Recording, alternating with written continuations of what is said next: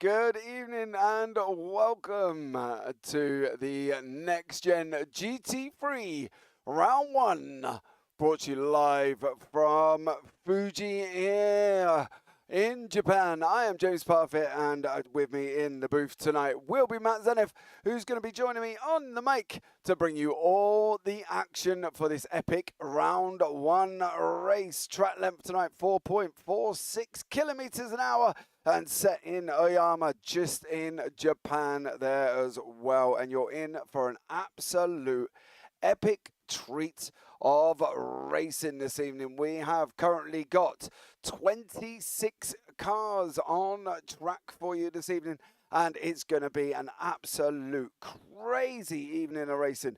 The sessions tonight will be, we're going to have qualifying session for 20 minutes, which will be open, and then we're going to be in a sprint race, which will be the results from quali for 15 minutes. After that, we will change sessions to go into a 10-minute warm-up, followed by a 1-hour feature race.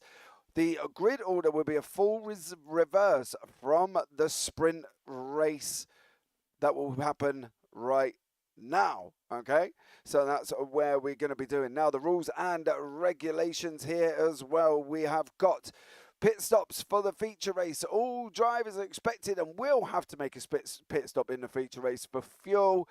Changing tyres will not be mandatory, and this will be the driver's choice whether they do and go and change them. Okay, so the schedule, we've got round 1 tonight here at Fuji. Round 2 will be Road America. Round 3 on the 5th of October will be Silverstone. Round 4 will be Imola.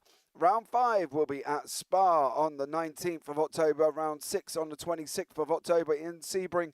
Round 7 on the 2nd of November will be at Montreal. And round 8 will be at Nords Combined on the 9th of November. Now, out of them races, rounds 2, 5 and 8 will be 2-hour endurance races. So the next race at Road America will be a 2-hour endurance race. Okay, so make sure you tune in, hit the subscribe button, hit the thumbs up, and turn on the bells for notifications, because you're not going to want to miss any of this action this evening. Now it's about time that we brought Matt into the booth. Matt, how are you, young sir?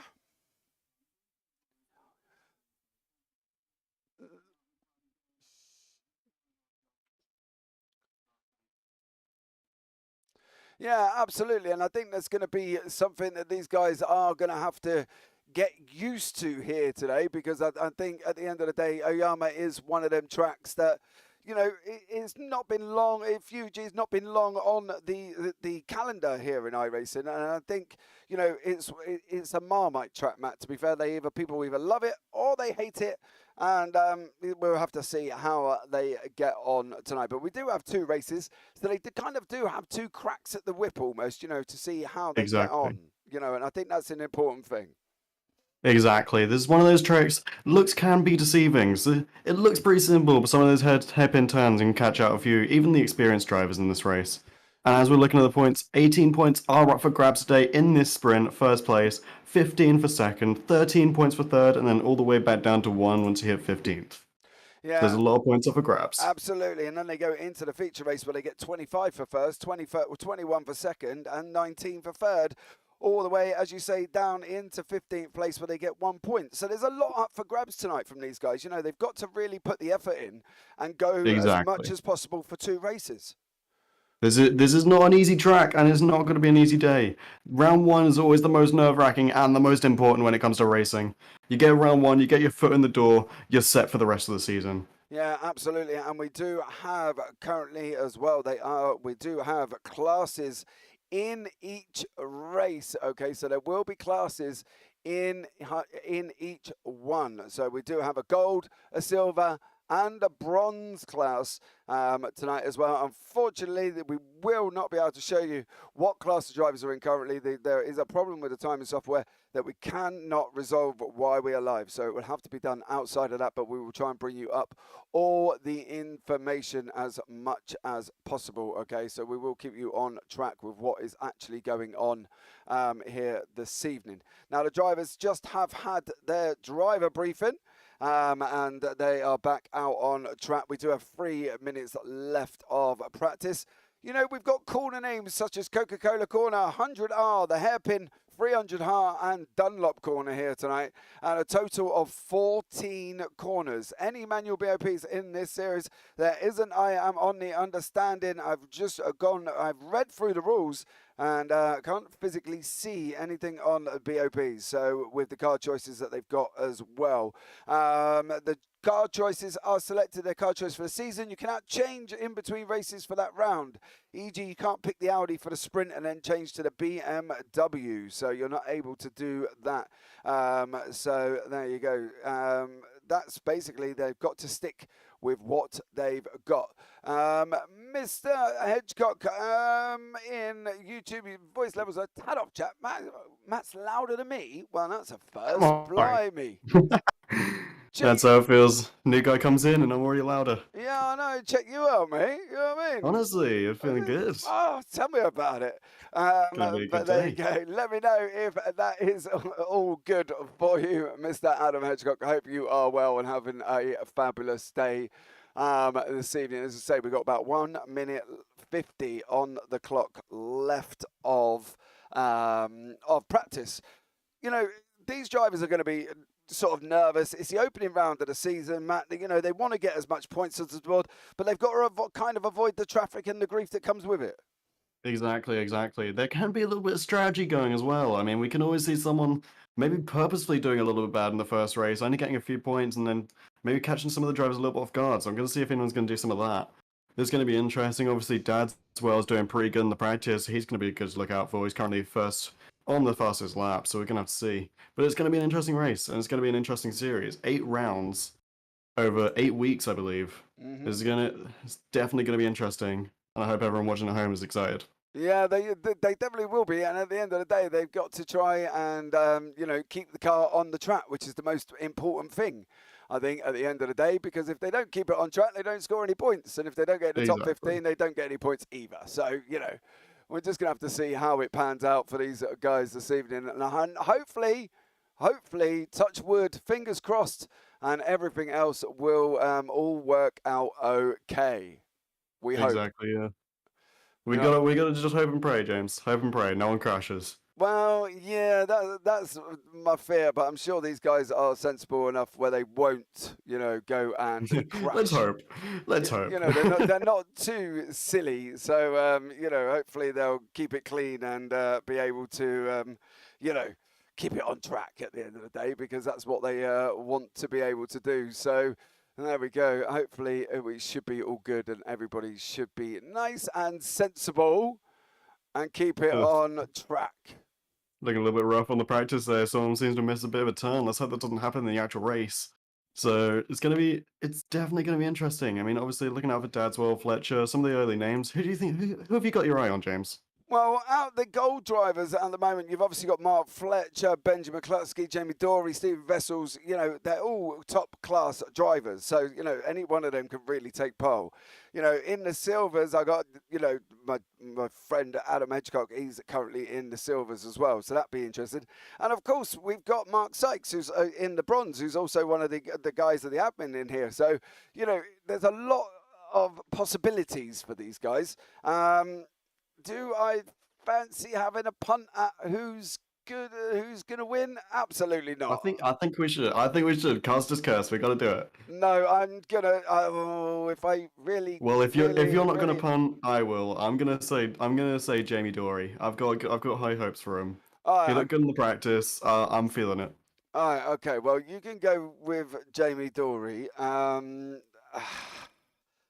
Oh dearie me. I'll put you on the spot now, James. Oh, dearie me. I'm trying to... Can we have a minute and then see after how this pans out? Because, you know, I do like the idea that, if I have to pick, I'm going to go with Mark Fletcher. Mark Fletcher, okay. Yeah, I see. Okay. And if he spins or breaks down, then, well, yeah, that's all on me. Yeah, bit of a caster's curse. It always happens. Yeah, exactly. Me and Biggles, we had that same thing in Rocket League. We cursed every team we predicted, but it works out. Yeah, absolutely. Mark Arrowsmith has said, I'll go Jamie Dorey, but that's because he will beat me up if I don't. Okay, mate. fair one there, bud. I'd have a punt and say Fletcher or Danes for the race win. Yeah, I think Danes is interesting. I think Fletcher's got the opportunity to get the race win. So I think I would be looking at Fletcher as well.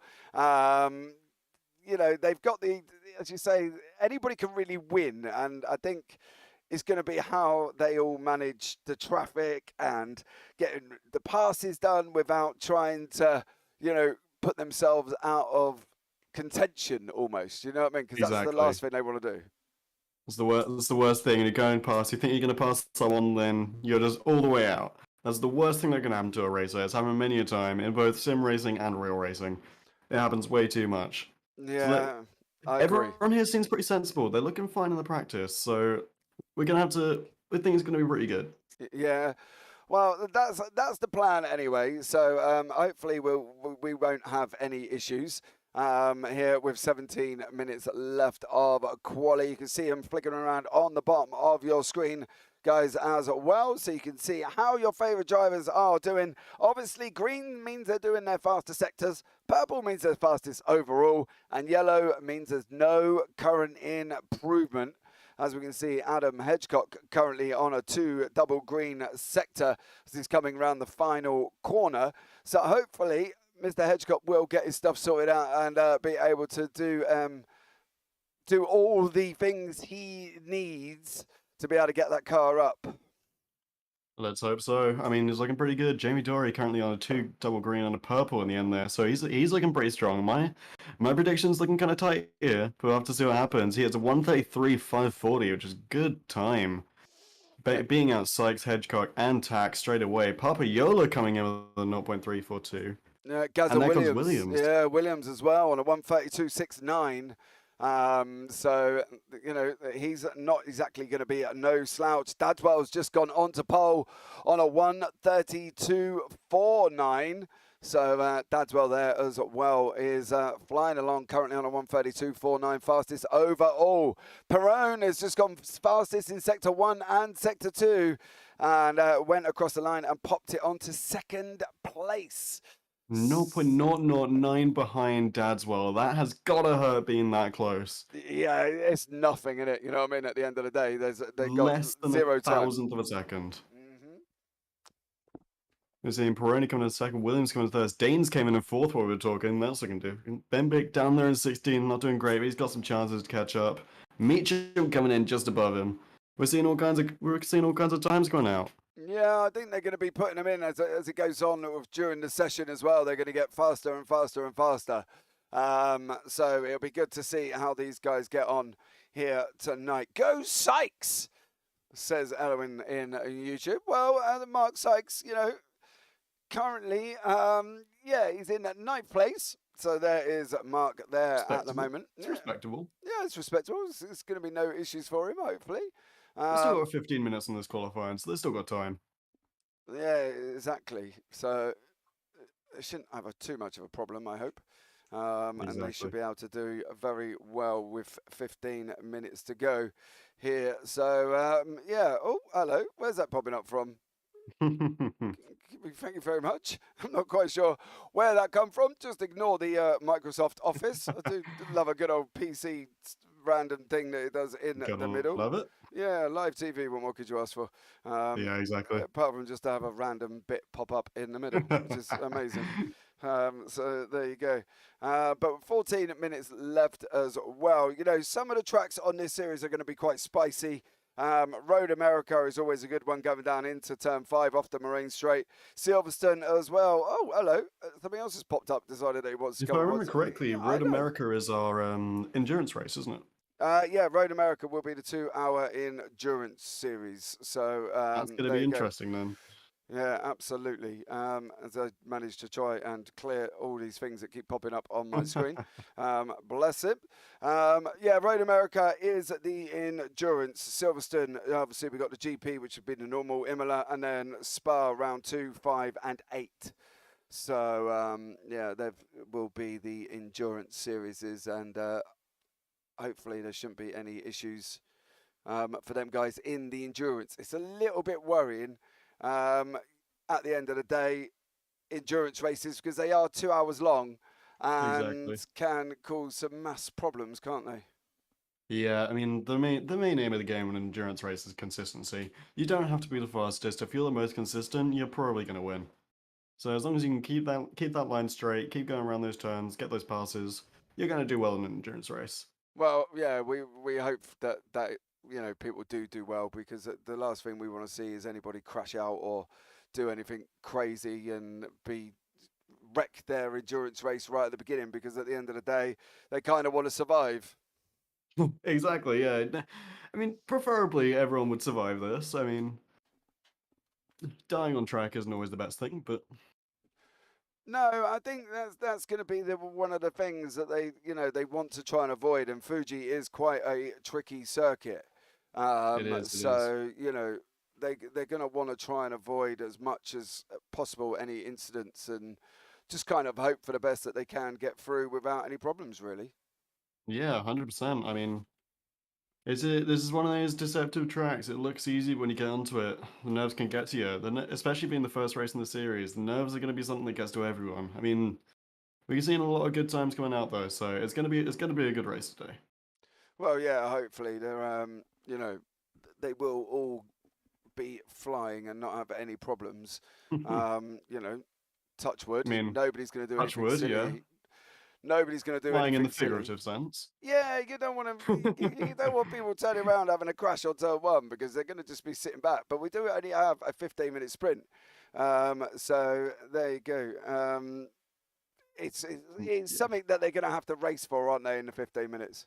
Exactly, yeah. I mean, the margin for error is pretty high in a sprint race, so it's definitely going to be difficult for these riders. I mean, Dadswell definitely putting a bit of a target on his back, so coming out first in this qualifier. So we're going to have to see what happens there. Maybe could be some targeting going on.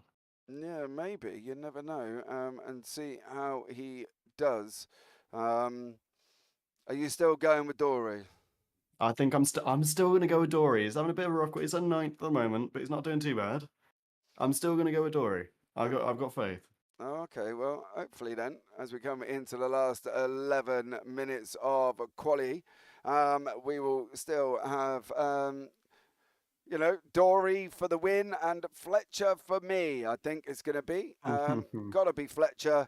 I think he's going to go and win tonight. I say. I mean, let's see. Let's see. Well, there's no reason, he shouldn't. Is there really? Should there be? You know? Bar anything crazy? Yeah. I mean, crashes are always exciting, but they're not the best thing to watch. No, and we kind of want to stay away from them. But I'm sure Yeah. these are all capable drivers, Matt. And I think at the end of the day, they will quite happily stay where they need to be. And I think they can, do the business tonight. I don't think anybody is overly silly or overly stupid. And I think they'll go ahead and smash what they need to do, I think. Yeah, exactly. I mean, a gold class driver. I mean, some of these drivers have been driving for what, more than 8 years. Some since the PlayStation 2 era. So they've got a lot of experience under their belts. I mean, 8 years, 3 years. I think the shortest one I saw was 18 months, which is still a very long time. Yeah. So there's a lot to go through to get to this point that these guys have done. Mark Fletcher coming out with a purple as well. That's going to be interesting. Your favorite? Yeah, I think Mark's going to do it. He could do. I think Mark is in the opportunity of doing it, and he will. Oh, get just it done. under. He comes in third. Oh, I have complete and utter faith in Mark. I don't doubt that he will do it and get the job done. Yeah, exactly. I mean, who knows? Also, is Dadswell? Where's Dadswell gone? What's happened to him? Is chopping down the order. Oh, So he's currently. Oh, where is is it he? just me, or has the scores vanished? Yeah, I think the scores has completely vanished here. So Mysterious case of the disappearing driver, apparently. disappearing Dadswell. Disappearing Dadswell. Yeah. Can we get a disappearing Dadswell in the chat, guys? Yeah, that would be ideal, I think, at the end of the day. Poor old Dadswell has kind of disappeared. Hopefully there's no technical issues that he cannot manage to resolve. So let's just hope and pray that Dadswell can sort his stuff out and get back on track. I am hoping and praying that I can manage to get the timing software sorted out because I'm doing 4 things at the same time, and hopefully it will all work. He says, with, Let's hope so. yeah, that's the thing, isn't it? Unfortunately, with the wonderful world of live TV, um, Exactly. you Oh, have, we're seeing Dadswell back now. I think he's back. yeah, you have these issues, and unfortunately, they don't always love being live. It's incredibly frustrating, but I'm sure. Yeah, I mean it always happens. Dory coming out with a triple green there. That's always nice to see. Mm, um, so We're seeing Papayola coming around. Sykes, one of the admin team. We got Hedgecock. Dadswell's back at the top. There he is. nah, Currently Tom looking at Dadswell. Dadswell, Peroni, Fletcher, Williams, and Watson for the top 5. All pretty close together, all within 2/100ths of a second. Or 2/10ths of a second, I believe that is. I'm not quite sure about time. I don't know how to read a clock. Dory's dropping down to 11th. That's a bit rough for him. We got Scott down 20th, Baker, then Albanese, Stark, Oliviera, Sykes up in 15th. There's a lot of people coming around here. There's a lot of scores. It's coming Yeah, around. I think that's the thing as well. I think that, you know, these guys are really going to be putting in the effort overall. Evening roll, there are no car or engine sounds on stream. Anyone else got the same commentary is fine. Yes, we have resolved that issue. Thank you very much for that. Just let me know that you can all hear that quite happily, and no issues. That will be absolutely incredible. As I say, we are trying to resolve some technical issues at the same time as trying to do what we are doing here as well. So just give us 2 seconds. We will try and get all these sorted out.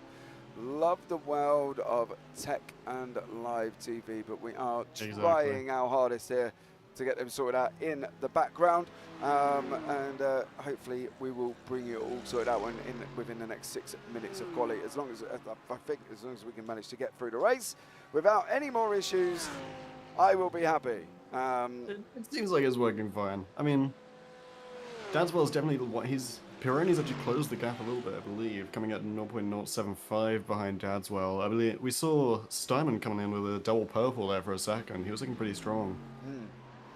And we got top 20 coming in. We got 6 minutes remaining on this qualifier. All of them are gold. It's looking like well. Dadswell's going to take pole at the moment. There's still 5 minutes left, so there's plenty of time, but Dadswell's looking like he might take it. Yeah, 1:32.42 from Tom Dadswell. He's flying along quite happily at the moment. I think he's got an opportunity. I think he's got the opportunity that he can go ahead and probably do it, but he's kind of got to be, how can I put it, a little bit sensible, isn't he, really? He has, yeah, he has got to be sensible. You got that right. He's got his lead. He needs to hold on to it. He can't get cocky. Is what he's got to do. Well, yeah, and that's the hardest thing, isn't it, for anyone, is not being cocky, because, you know, he's taken pole, and hopefully he will, you know, manage to stay there, should we say, quite happily, and not cause any issues for himself. Exactly. But he is leading the field away, I suppose. So, you know, at the end of the day, if Dadswell could do it, I think Dadswell's going to have this all wrapped up and done and dusted. So exactly. But then again, when it comes to the sprint, it's anyone's game. I've seen miracles happen before. I've seen someone from the 20 position manage to come out and get top 3. So anything can really happen. I think that's always the thing with racing. You can have that, and you know, they will manage to, you know, come through and take the victory. So there you go. But hopefully, yeah, it's working now. Carl already good. Thank you, Lee, for that as well. As I say, there's been a few little bit of tech issues going on, and there was a slight panic earlier on as well, because something wasn't working and wasn't due to be repaired. But it's touched wood, it has managed to get itself sorted out. So we are back up and running. And certainly looks like it. Yeah, it certainly does, doesn't it? Well, it's always good, I think. So, you know, let's just fingers crossed. Yeah, fingers crossed, guys. Cross your fingers. Yeah, cross your fingers. So, yeah, I don't know. I don't know. Take a breather, James. Take a breather. We're just in the qualifier. It's not the time to get excited. It's just a qualifier. Yeah, Rafael Santos coming with the green. Yeah, Rafael Santos there is currently 8th overall. Down in the gold, so we managed to get the classes working. So we got the gold, the silver, and the bronze as well. So hopefully this will, I'm sure it'll be fine. Even I get nervous before doing any of these on the first one. It'll be fine, James. Yeah, It'll be fine. We got this. We got got this, this. James. Yeah. Don't forget, guys, as well, you can follow us on the Nxtgen TV YouTube channel or over at JPB Broadcasting. They are all broadcasting this race as well. And if you are here, don't forget to give it a big old thumbs up. Turn on the bells for notifications because you're not going to want to miss any of the action that's going to be coming to you on this series. As I say, it's going to be absolutely incredible. And what more could you ask for than a 2-hour endurance at Road America on the 28th, which is next week. Different prospect, aren't they, these endurance races? Different prospect. Those endurance races are tough. Sprint races can be tougher. We'll have to see what happens. And that endurance race obviously is going to be influenced a lot by this. Morale is something that's a little bit underwrapped when it comes to sports and racing. If you do good in your first round, there's a good chance you're going to do good in the second one because you're already feeling high, you're already feeling confident. Once you've got that confidence behind you, it's a lot easier to get further. Yeah, of course, it's anything, isn't it? You know, the more hype, the more sort of confident you get at doing what you do pretty much every single week in, week out. You know, there's no reason why any of these drivers should have any issues, is there really? Exactly. I mean, mistakes do happen. I mean, even with these gold class drivers, mistakes can very easily happen. So hopefully we don't see any of that. But like as you've said, they're all pretty smart. There's not been too much wrong so far. So let's hope and pray. Well, yeah, that's all we can do is hope and pray, and it'll be fine. I'm sure it will be wonderfully fine for these guys here tonight on the 1:31 left of qualifying. So it's all good in the hood this evening, and everybody is now up and running, and everything is working. So there we go. It's looking like it's going to be people's final lap coming in with only 1 minute left to qualifying. Danswell widening the gap even further, they're hitting 1:32.345. That's looking good for him. Baroni and Fletcher still in second and third. Williams and Watson keeping up the rear in fourth and fifth, mere thousands of seconds away from each other. And down in the silver class, Scott we saw jump up from 20th to 14th a little while ago, doing pretty good there, followed by Doherty, Stock and Sykes. So it's looking like a close race. Everyone's pretty close together. There's not really too much in it at the moment, James. No, and I think this is more important. We've still got class leaders and second and thirds together. You know, we've got the likes of Adam Hedgecock, who's leading the silver, with Paul Williams and Paul Scott behind him. We've got Darren Doherty, Nigel Stock and Mark Sykes all leading the bronze.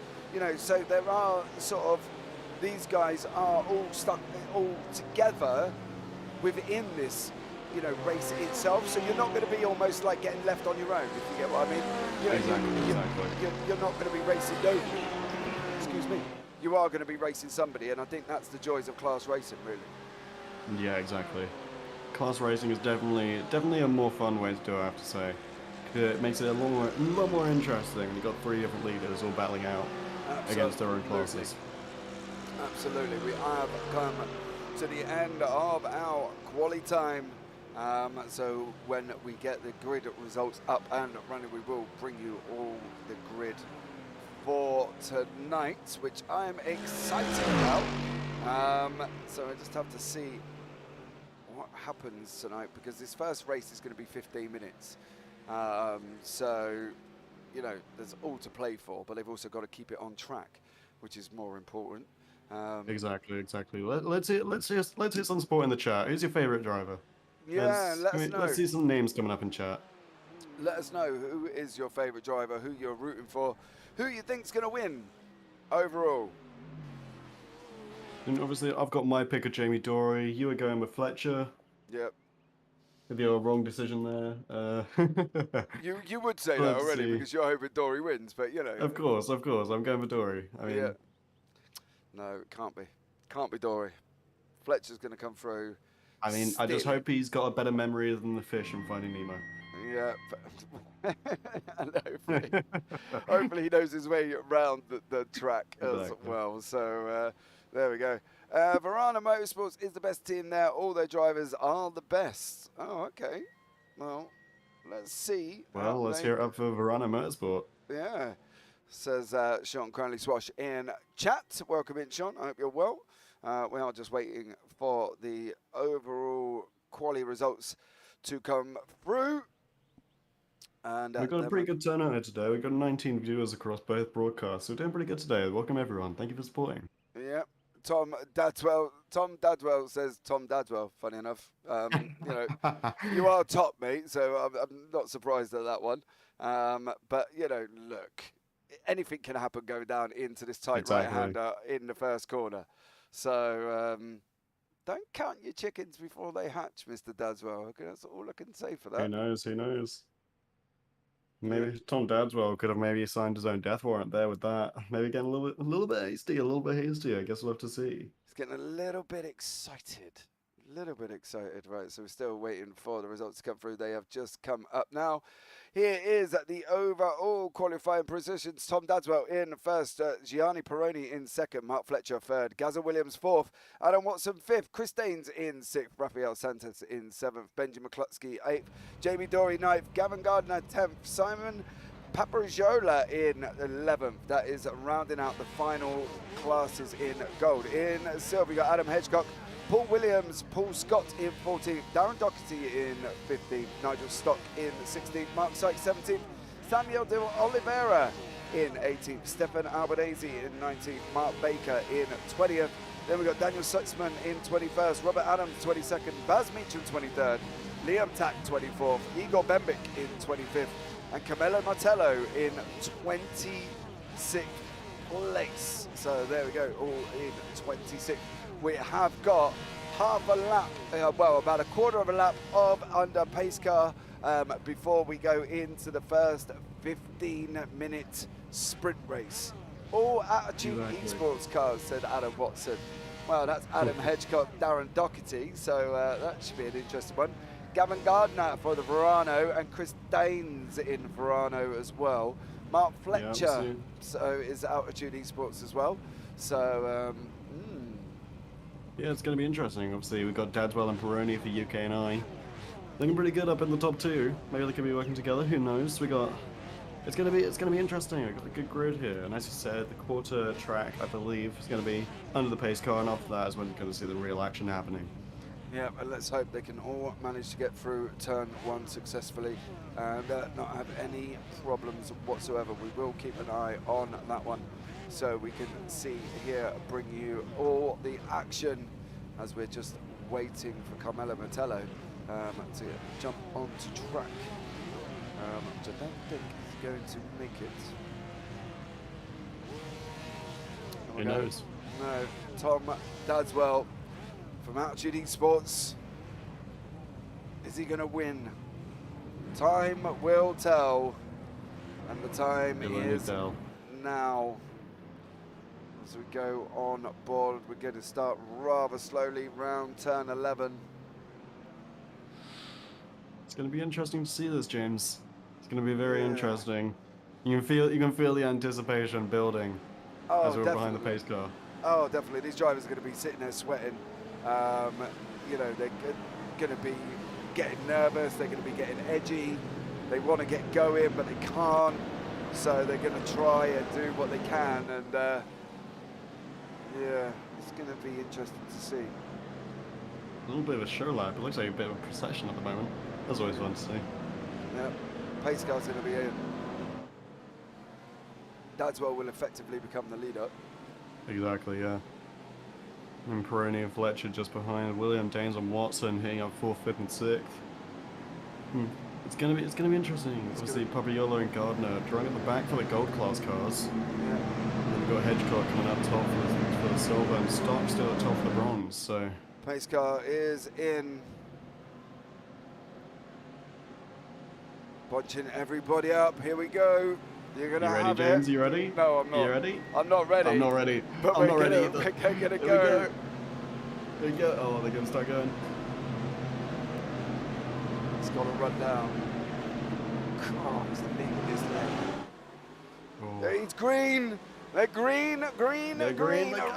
Round one from Fuji is underway, and currently Tom Dadswell is leading us down into first place. Mark Fletcher is in second as they go round the right-hander on turn one. before they're racing up to turn 3, which is Coca-Cola corner here at Fuji. Currently, everybody's got away cleanly. There has been no major dramas here currently at the moment, and anything is possible. Yeah, Dadswell is out in front, Fletcher in second, and then we've got Peroni in third. So there we go, all fairly clean, touch wood so far. It's looking pretty good, it's looking pretty good. We made it past first turn, we've gone past Coca-Cola corner. You're going to see how it's going here. Dadswell keeping the lead so far, almost a full second ahead of Fletcher. Peroni dropping down back to third. Seeing Watson fourth, Sanchez in fifth. It's looking strong. Dory down to 11th. That's not what I like to see. Dory, you were my favourite, Dory. But you can catch up, I got faith. So we've still got Hedgecock on top, so we've got Doherty on top of Bronze taking over Sykes there, apologies. Caught my throat there. Come around, got another turn. That's going to be tight. They all seem to make it so far. Dadswell keeping that racing line nice and tight, coming around the apex there. Yeah, but all the while, good. Yeah, the good thing for Dadswell is he's managing to get away, and then you've got Mark Fletcher and Peroni are currently having an interesting battle. We've had Robert Adams off track, Mark Baker's been off as well, but as they were at the moment, Dadswell, Fletcher, Perone, Watson, DeSantis, Daines and Williams are all here leading the field away. You can see the gap on the right hand side is back from the leader. We can tell you and show you where they're at in conjunction with each other. So there is the information, and there we go. That is Perone past Fletcher down into turn 1. That's going to be the parking place. That's going to be the passing place tonight, I think, man. That was a nice little pass there. That was a little sneaky by Peroni, but he's doing good. He's doing good. Yeah, Dory managed to pass out Papaiola. I'm gonna keep calling out Dory because Dory's my man. Yeah, there was battles all the way through the field. Rafael DeSantis has just been passed by Chris Daines. Daines is on the left-hand side. Trying on your screen at the moment, he's trying to get through. Car number 111 is climbing all over the back of DeSantis as they're coming round now. Round the long right-hander, they're gonna... Whoever said racing wasn't exciting, because Jesus, that was tight. Yeah, they are. That was tough there. Yeah, they definitely don't go, they don't hang around. Whoa, it's up in the air! Got his crash! Oh, is he was gonna... that DeSantis? Yeah, DeSantis just literally... Oh, no. There's a curb on the inside that he's gone and absolutely punted up into the air. And unfortunately for him, that's put him all the way down the field in 24th place, along with being chased down by Mark Baker, who's going to be coming around behind him. But this is how DeSantis went up in the air.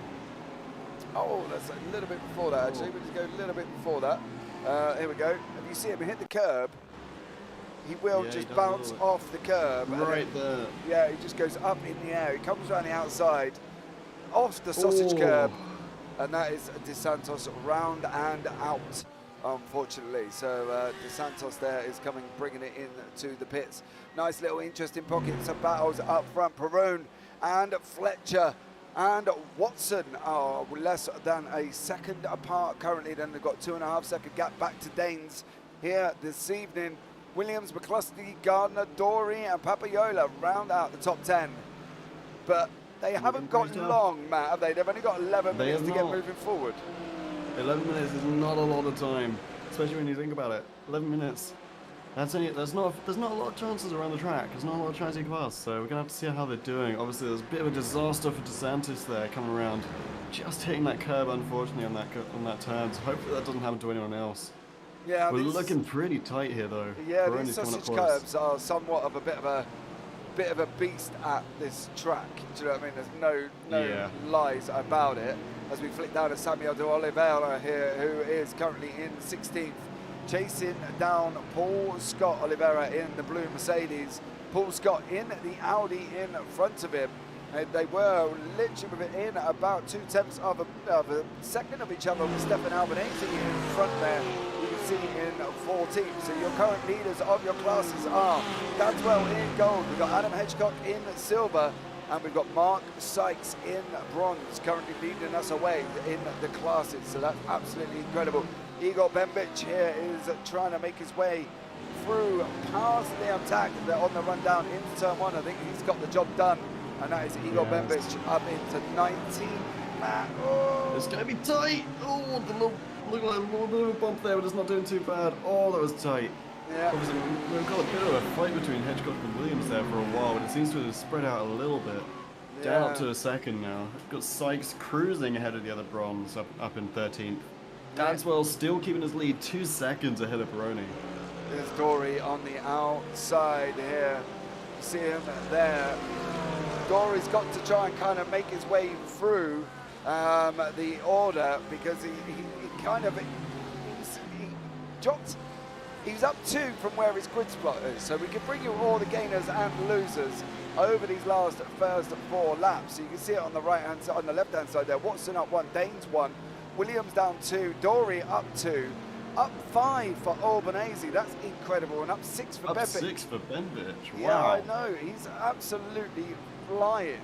And no, that's how you raced. Yeah, but as you say, we've got Jamie Dory here, currently in 7th, chasing down Williams in front of him. And then we've got this other Paul Scott and Albanese with Samuel de Oliveira. They're also having a battle on track as well. So there's a lot going on, and we've still got 8.5 minutes remaining. Yeah, it feels like a long time, but it's really not. That time is flying almost as fast as these cars are. It's getting pretty tight towards it. 8.5 minutes remaining. Papaiola hoping to catch up on Gardner. We've got his turn coming in. It's going to be tight. Scott's got to be looking to try to make it round Albanese in turn 1. Doesn't. Brings back Oliveira in the Merc though, who's right behind him. And the Merc is strong here. I've driven the Merc in this track. I like the Merc. Most people, some people don't. Others do, but I like it. So I like the Merc here at this circuit as these guys are coming round 100R. Then they go into the tricky left-hander of turn 6. Back up front, we've got Perone still being chased down by Fletcher. Dadswell's gone. He's 2.3 seconds. He's already on his way to the feature, I think. He is flying, James. Although in the feature, I believe that will be a reverse grid. So he will be starting last in the feature race. That's going to be interesting. That's going to be tough. It's going to be tough. I mean, but based on his performance right here, he's going to have no issues. He is flying right now. 2.5 seconds. The gap is only widening as we're going through each of these turns, coming back up to another lap. Got McCluskey hitting 8th, Gardner in 9th, and Papaiola in 10th. Dory up was in 7th still. We got another crash by Williams. Yeah, Paul Williams. Let's see what's happened to you, young sir. This isn't the dreaded sausage curbs again. No, he's round the left-hander. No, overcooked it, and in he went. Too much on the gas. And away he went. Liam Tack has also had an incident in the back. He spun out the last turn and is also out as well. He's now down the back end of the field. Stefan Albanese still under attack from Paul Scott, with Mark Sykes currently leader of the bronze class in front of him. So Mark Sykes there doing an absolute stellar job. He's got 3 places until his next rival, which is Nigel Stock in the bronze. So there we go. Benji McCluskey as well, currently sitting in 8th. He's got Gardner climbing behind him in 9th. But there's still a lot to do. There's still a lot to go, Matt. You know, what are they going to be able to do from here? We're down to almost 6 minutes now. It's looking tight. I mean, obviously, I think we can just we don't need to talk about Dadswell. He's flying unless he crashes. But that'll be interesting if he does, because he's looking pretty consistent. But we've already had 3 incidents here today. 1 crash from a gold, 1 from a silver, and 1 from a bronze. Yeah, so it's looking pretty tough. Well, we've got 1 of each. 1 of each. Yeah. 1 of each. I mean, you know. The gap between the silvers is widening. Sykes has overtaken Albanese. Hedgecock coming up now. Just behind Papaiola. We got another crash from Scott. Oh no. Yeah, Scott de Oliveira, Samuel de Oliveira have been involved in their own little incident as well. As you see here, Oliveira's going to go up try and look at going up the inside. There's no room at the in, young sir. And around goes Scott in front of him. Unfortunately, that's rough there. Yeah, but there's nowhere to go. He couldn't do a lot about it. McCluskey's just trying to make his way past Gardner. Gardner's looking at coming back in again. Nice clean little pass there by McCluskey. Keeping Gardner behind him. Gardner did overtake for a second there, but McCluskey said no. He's shutting that door. 2 seconds behind Dory in 7th. Dory real close to Williams. That's going to be a bit of a fight there towards the end of the race. Obviously, we've got Sykes now in bronze, doing pretty good, but he's lost a little bit of ground. Only 3 seconds between him and Stock. Yeah, McCluskey there. Looks like it almost lost the place to Gardner. You think he probably has now. He's running a different wide line. Oh, he's keeping it pretty clean though. Yeah, they're still too wide going around turn 10. This is where it's gonna. Oh, this is where it's gonna happen. And this is where we need to obviously keep an eye, because this is gonna get even spicier, I think, within the last 4.5 minutes.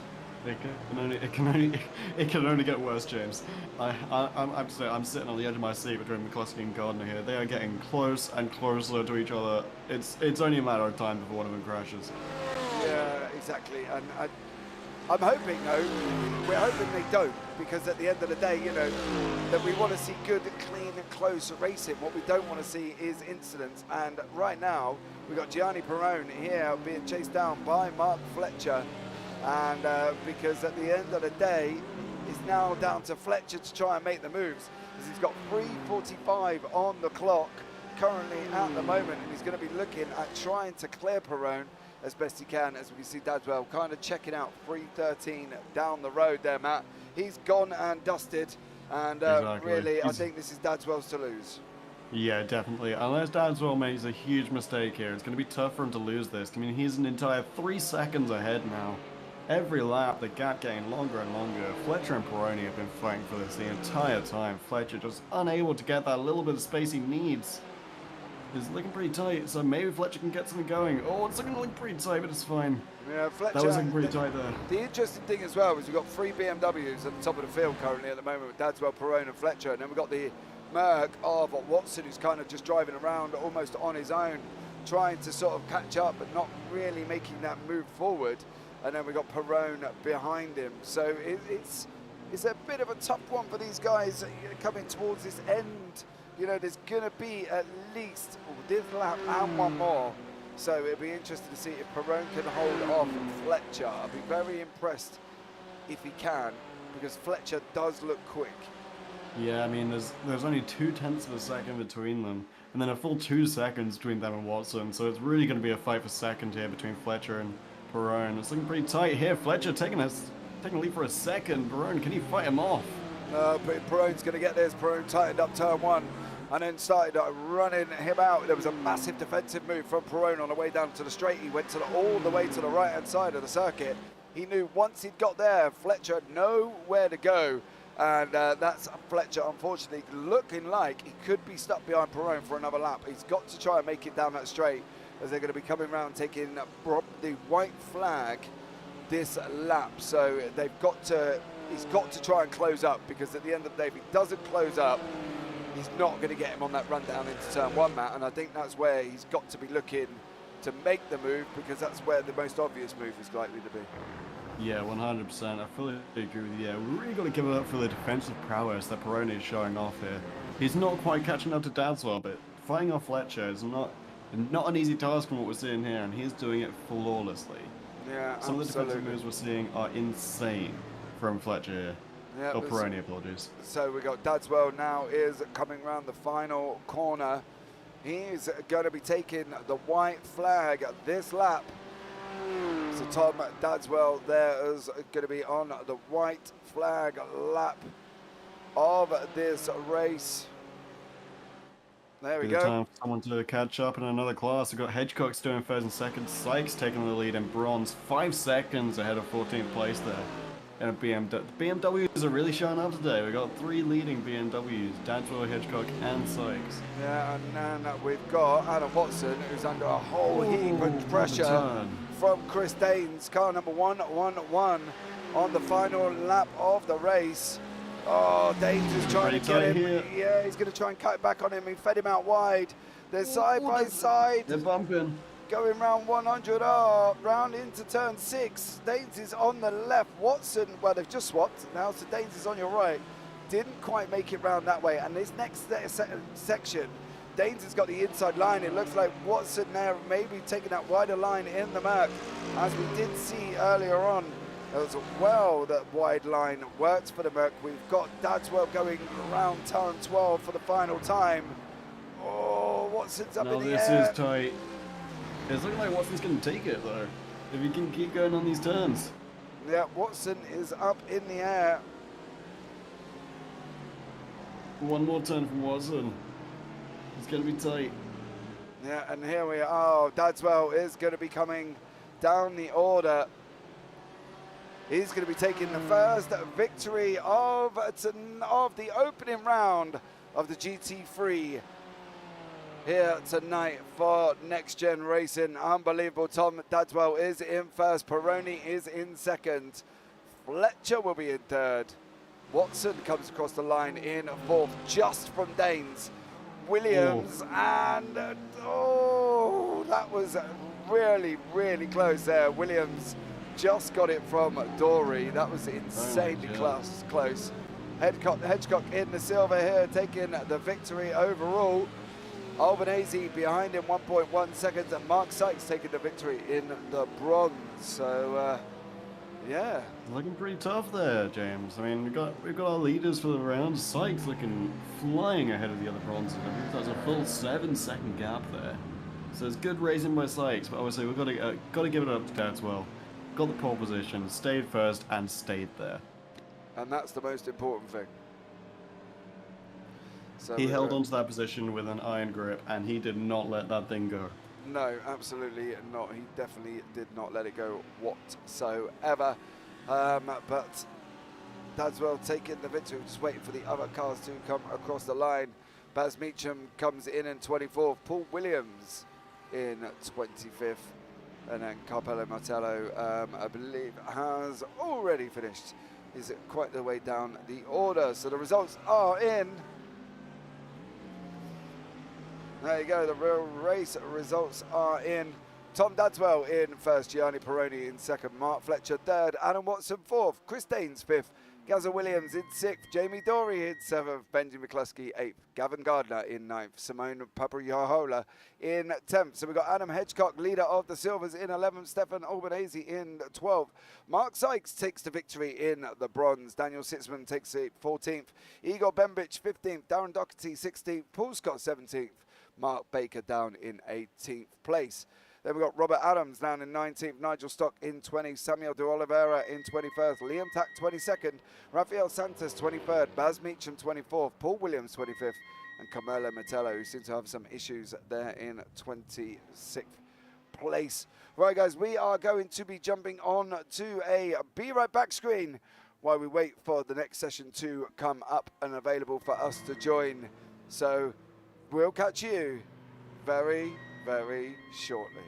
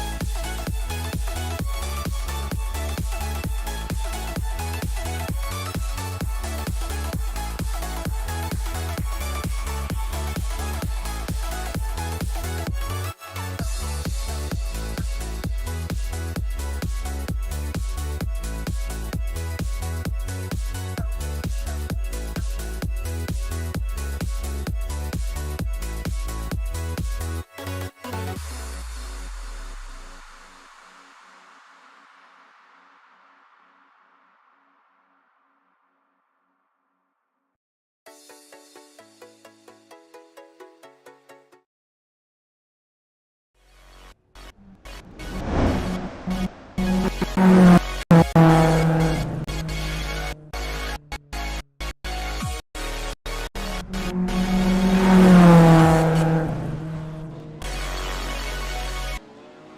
guys, what is going on tonight? Yeah, No, welcome it's just been an absolute nightmare trying to get this back. But we are back and up and running, and the session is up, and we have managed to get in. And my Elgato stream deck's going mental, my thing and my iRacing. Oh, it was just all a little bit of a palaver. But we are here now, in and on to the feature race. Finally. We're finally around. Finally around. You know, took us a while. But we're here. We're back. That's all that matters. Is we're up and running. Exactly. So there you go. Still got myself, James Parfitt, and Matt Zeniith on commentary duties with 2:55 left on the clock for the practice before we go into the 1 hour feature. Don't forget, guys, as well, the 1 hour feature race consists of a whole hour's racing. The grid order will be the full reverse from the finishing results of the earlier sprint race, and they do have to go into the pits for fuel. They don't necessarily have to change tyres, but they can go in for fuel. So it's their choice on whether or not they want to change tyres. But they do have to overall go in for fuel, and that is one of the important things here for these guys. They've got to go and refuel, Matty, which is kind of important. It's pretty important. I mean, it definitely puts a little bit of a spanner in the works. Some of the strategies, like when are people going to pit? It's going to be interesting. Yeah. You got to be a bit tactical with it. Fletcher spinning out of the practice there. That's not a good sign. Hopefully that doesn't happen in the actual race. We'll have to see. Obviously, Fletcher doing pretty well in the last race. I believe we've got either third or fourth. And we have to talk about the points here. The feature race, obviously in the sprint, 18 points, but in the feature, 25 points are up for grabs in first place. Yeah. So it's along the line here, guys, but it's gonna be interesting. Yeah, there's all to play for basically as well, and I think that's going to be one of the important things. Is there's still going to be, you know, there or thereabouts. It's all to play for. They've still got the opportunity. Now, don't forget, guys, as well, if you are watching on the Nxtgen YouTube TV or on the JPB YouTube channel, don't forget to subscribe. Thumbs up, give it a thumbs up, and turn on the bells for notifications, because that will be absolutely amazing. We still look like we've got Carmelo Metello back in the race as well. Looked like he did have a bit of a rough first race, but technical issues, and I think he finished six laps down, unfortunately for him. So hopefully he'll do a lot better. Dadswell is in as well. First round winner. Al, we didn't do too well. Yeah. Well, saying that, Mark Fletcher finished higher than Jamie Dory. Yeah, he definitely did. I'm feeling a bit rough about that, but hear me out. Right, this is my strategy, because now we're in the feature race. It's a reverse grid. Yep. So your guys are going to be starting way later than mine is. Is that your philosophy? So, yeah, I mean, well, Dory finished behind Fletcher in the sprint. He's going to start ahead. He's going to keep it. I've got faith. Obviously, we've got Dadswell's going to have a hill to climb, though. Starting all the way in last place after winning the sprint by a landslide. Yeah, and it's a class reverse as well. So, you know, they've got a lot to do, and then they've got a lot of challenges. But we are going to come in to the last 15 seconds of the practice session. I'm hoping that you can everything is working up and correctly. That would be absolutely incredible. Yeah, it's all up and running. I'm just hoping everything survives. Let's hope so. Everything survives. It's gotta survive. Everything survives. Yeah. Look, no sessions crashing. Let's pray for the Steam Deck. Yeah. It's all gonna be good. Yeah, live TV is a wonderful, wonderful thing. Right. Oh, it always is. The challenge of the grid. So, Rafael Santos is in first place. Simon Papajola in second. Gavin Gardner in third. Benji McCluskey fourth. Jamie Dory fifth. Gaza Williams in sixth. Chris Daines in seventh. Adam Watson eighth. Mark Fletcher ninth. Gianni Baroni 10th. Tom Dadswell 11th. So they're in a class reverse order. So Carmelo Metello is obviously down in 12th because he finished flat last in the last one. Now in the silver, Paul Williams is in front this time. Badge Meacham in second. Samuel de Oliveira. Paul Scott and Adam Hedgecock, because Adam Hedgecock won the last race. And then in bronze, Nigel Stott, Mark Baker, Darren Doherty, Daniel Simon, and Mark Sykes. Obviously, Mark Sykes took the victory overall in the last one. He did. So here we go. We are on for an absolute barnstorming race. Do not go anywhere. 1 hour, different speed from me and you now, Matt. You know, we can get to sort of it definitely is. Relax a little bit more and a bit more chilled out. I'm going to put my feet up for this. Yeah, put your feet up, sit back, relax. You know, we've only got an hour at it. It'll be fine. Honestly, yeah. Yeah. I mean, obviously, we saw DeSantis have a bit of a DeSantis disaster, if you will. And in the first sprint there, has crashed out. But he's starting first, so he's got a little bit of chances here to redeem himself. And he is got next. Dadswell starting. And he is next to his. No, it's fine. He's next to his teammate Papagiolo as well. Oh yeah, of course. Papagiolo. I'm just so sorry. Please DM me how you say that name. I believe it's Papayola. Papayola. Okay. I think. Papayola though, because P-A-R. Papa, yeah. Papayola. DM me. Yeah. Let me know because I'm sure I've probably just butchered that, and I do apologise. We are too British for this. Yeah, it's, definitely as well. Give me our good old Smith. You know what I mean? Right. So here we go. For the 1 hour feature race, the first 10 minutes are going to be manic, and then hopefully it's going to settle down. They're all in formation. It's going to be interesting. Yeah, Are you ready for this, James? No, we've got the gaps between the gold and the silver, and gaps between the silver and the bronze. So they're giving each other a little bit of room, not a massive amount. Here we go. I'm not They're sure cruising. If you're ready, James. No, I've got to be. They're backing him up. They're backing him up. They're backing him up. The green flag is out. We are green, green, green for the first time, for the first feature here at Fuji. And at the moment, DeSantis is out in front. They're going 3 wide round turn 1. Gardner, Papajola, Benji McCluskey, all involved in that first turn 1 incident. Touch wood, nobody has been ventured off track as of yet, Matt. So far, so good. Coca-Cola. Now, this is where things start getting a little bit hairy. This is where DeSantis started going around, coming around 100R, looking pretty tight. Santis taking a nice lead there, half a second ahead, followed by Papayola and Gardner, keeping the formation tight. They're coming around here, and I believe this is into the hairpin. Yeah, into the hairpin. That's the one. Can't remember the name. They're coming around. They're doing all good. Yeah, good. Alan easy. Jamie Dory is just chilling out. He is currently in 8th. He's down 3 on his grid spot, so he has lots of places already. As we bring you up the gainers and losers. So Watson up 3, Danes up 1, Dadswell 1, Hedgecock 1, Albanese up 5. He's gone past the bronze. Yeah, he's gone past the bronze. He's now up into the back end of his class. So he's now up 5 places. So there we go for these guys now going into finishing off lap 1. 58 minutes remaining. This is like an ESS endurance for these guys in the GT3. We got 1 to 12 is gold, 13 to 18 is silver, and 19 to 23 is bronze. So stay tuned and see how this one pans out for the next 58 minutes here. We've got Jamie Dory, Mark Fletcher, and Dadswell. And then beside that as well is car number 11, as Perrone behind him. These guys are all rushing down into turn 1. Fletcher's got past Dory. Can Dadswell do the same thing? Perrone's cleared Dadswell. Dory's off. He's with door rubbing there as well. Ooh. Fletcher's got his lights out. Dadswell's got his lights out. He's not happy there, Matt. Turn 1 is a real tough one. That's where all the action seems to be happening today. Dadswell trying to get over, he just couldn't. But Perrone, I believe, climbing 2 places there. Beating out Dadswell and Dory. DeSantis keeping his lead against Papayola. And everything else staying pretty tight. Williams up in front of silver. Sykes and Doherty fighting it out on bronze right now. They're pretty close to each other. Simon now coming up. It seems like a bit of a real close fight in bronze.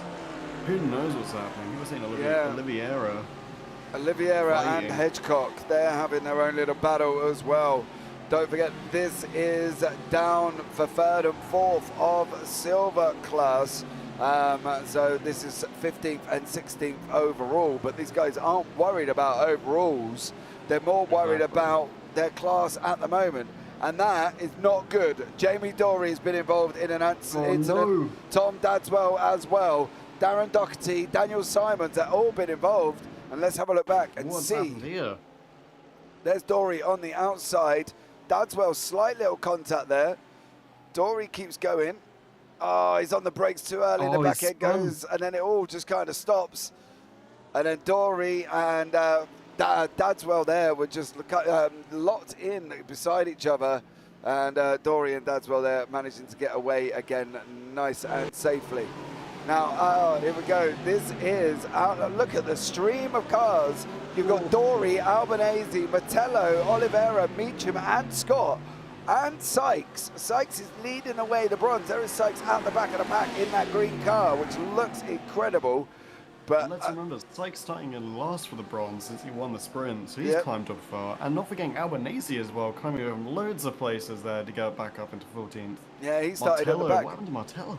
Yeah, Martello went obviously down the order on the first ones, didn't he? And unfortunately disconnected. I think he finished like 6 laps down in the first race. But Watson and Papiola are having a little bit of a scrap here. Papiola's more getting climbed over by Gardner currently at this moment in time. So this is going to be an exciting thing to keep an eye on. Can Papiola defend from Gardner? Behind that, you got Danes, Fletcher, McCluskey, Perrone, Williams. Oh, it's going to be spicy, spicy, spicy. Exactly. This is like having that chicken madras at the engine takeaway. It's a bad idea, do not do it. That thing is spicy as hell, and so is this race. Absolutely, and we've got Daniel Simon down the back of the order there as well. He's down in the Merc, currently in 23rd place. Stefan Albanese is being climbed all over. Oliveira's looking. Albanese's defending like an absolute man on a mission, stopping his country from a takeover, and there is Albanese managing to hold on to the position from Oliveira down into turn 1 as they're coming on that run down through Coca-Cola. Now, Matt, it's got to be Oliveira's going to end up sitting there for another lap, I think. Exactly, man. Turn 1 is really where it's all happening. So the front runner's heading to the hairpin now, but turn 1, man, we've seen a lot of battles over there. We've seen a lot of battles. Oliveira and Albanese. We saw Gardner and Danes. We saw Dadswell and everyone. I mean, it's getting tough here, man. It's going to be interesting seeing what else comes around turn 1, especially between DeSantis and Watson. Watson hoping maybe to climb up. But 54 minutes remaining. There's still a lot of time in this race. And also the pit stops. Yeah, absolutely. What's going to happen with that? Yeah, I think they're going to be the game changer. I think pit stops, all in all, will be the absolute complete game changer of this situation. Now, I'm just starting to think as well, Fletcher has got Danes in front, Gardner, and then Papiola. But behind Fletcher, you've got McCluskey, Perrone, and Williams. You haven't got 3 slouches in the cars behind these guys. Exactly. You know, so they've got to try and move forward. And the problem when you're defending, you're not moving, advancing, because obviously you're more worried about the guy behind you than trying to make up positions here. As we see Fletcher pulled out on the right-hand side. Can he make this move past Danes? He's currently got his nose ahead. Danes is going to get it done. Fletcher's got it done. Oh, contact in front by Papiola and Gardner. Gardner just got past Papiola as well. What a turn by Gardner there. Yeah, 2 positions are there. Absolutely incredible. And we've still got 53 minutes remaining. Exactly. We've got a lot of action left, and a lot of action has already happened. As we were saying that, Dory Martello mentioned climbed above Williams and Albanese, coming as 12 and 3rd now, hoping to catch up a little bit. Danswell definitely closing the gap between him and Williams as well. It was a 3-second gap, now it's 2 seconds, so he's hoping to do something there. Yeah. Obviously, we've got Papiola, Fletcher, Danes, McCluskey. McCluskey and Perrone seem to be flying a little bit. They're really close to each other. Yep. Albanese is now the leader, almost the leader of the Silvers again. 14th place, Hedgecock at 11th. Yeah, Hedgecock I know is no slouch.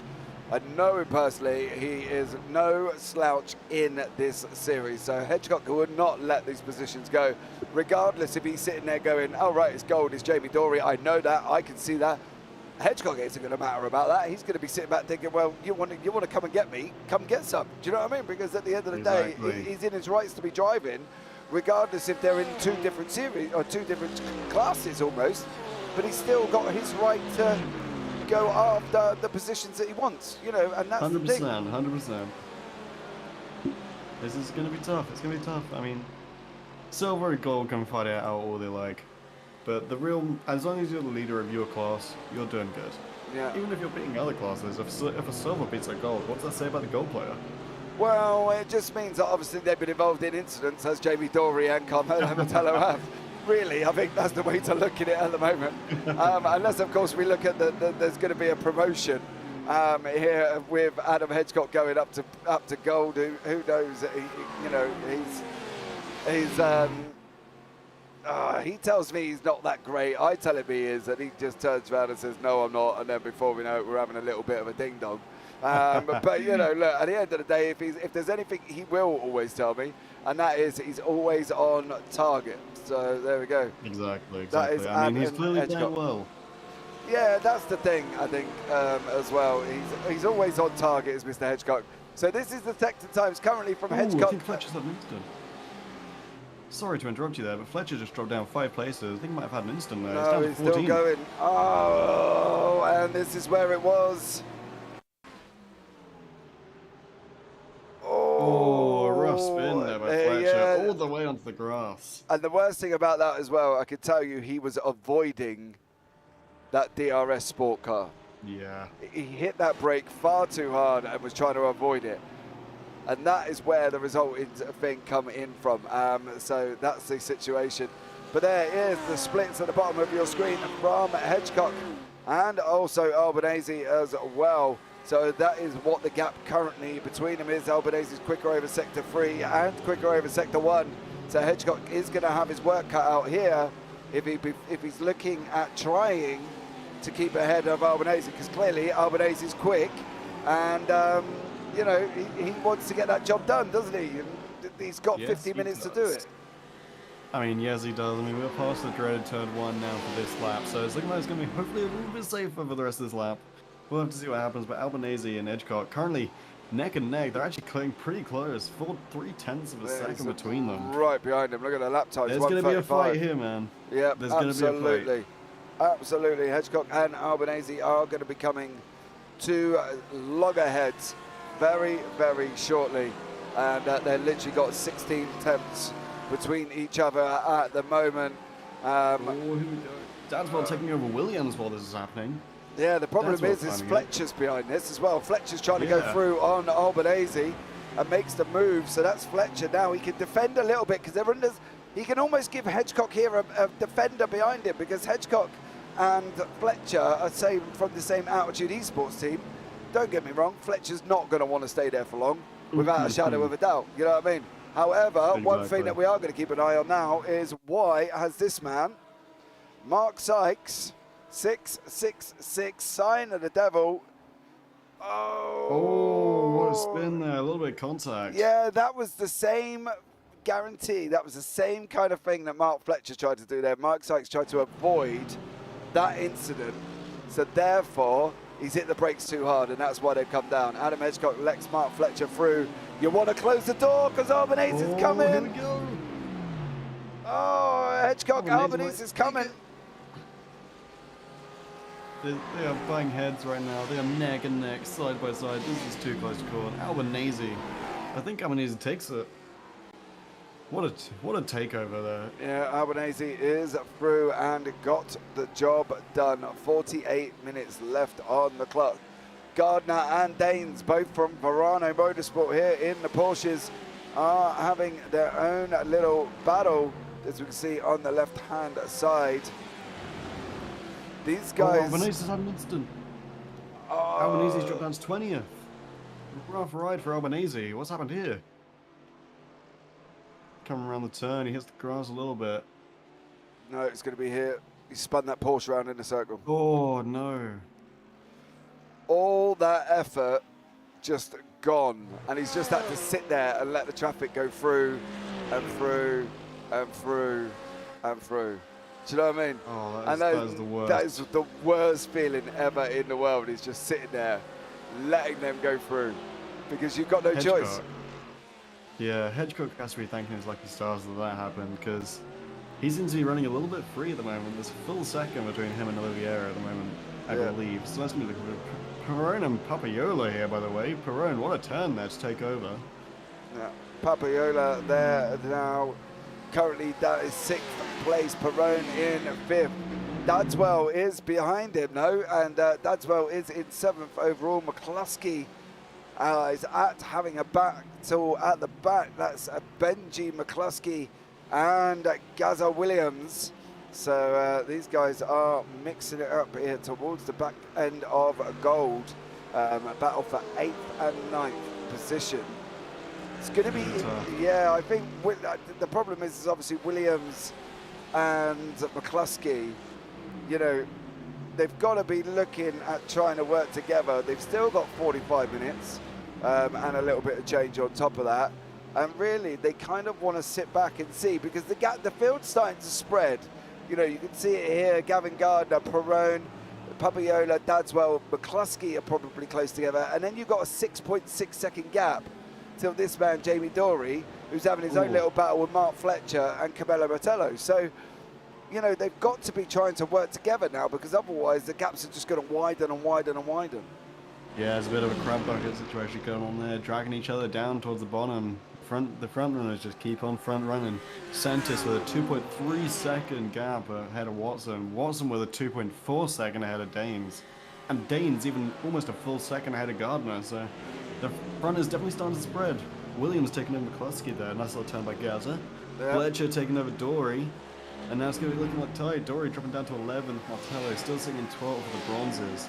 We're seeing Doherty in 19th. Albanese in 20th. Oliveira taking over Hedgecock to take the lead from the on the silver class. Yep. Baroni coming up to 4th now, just taking over Gardner.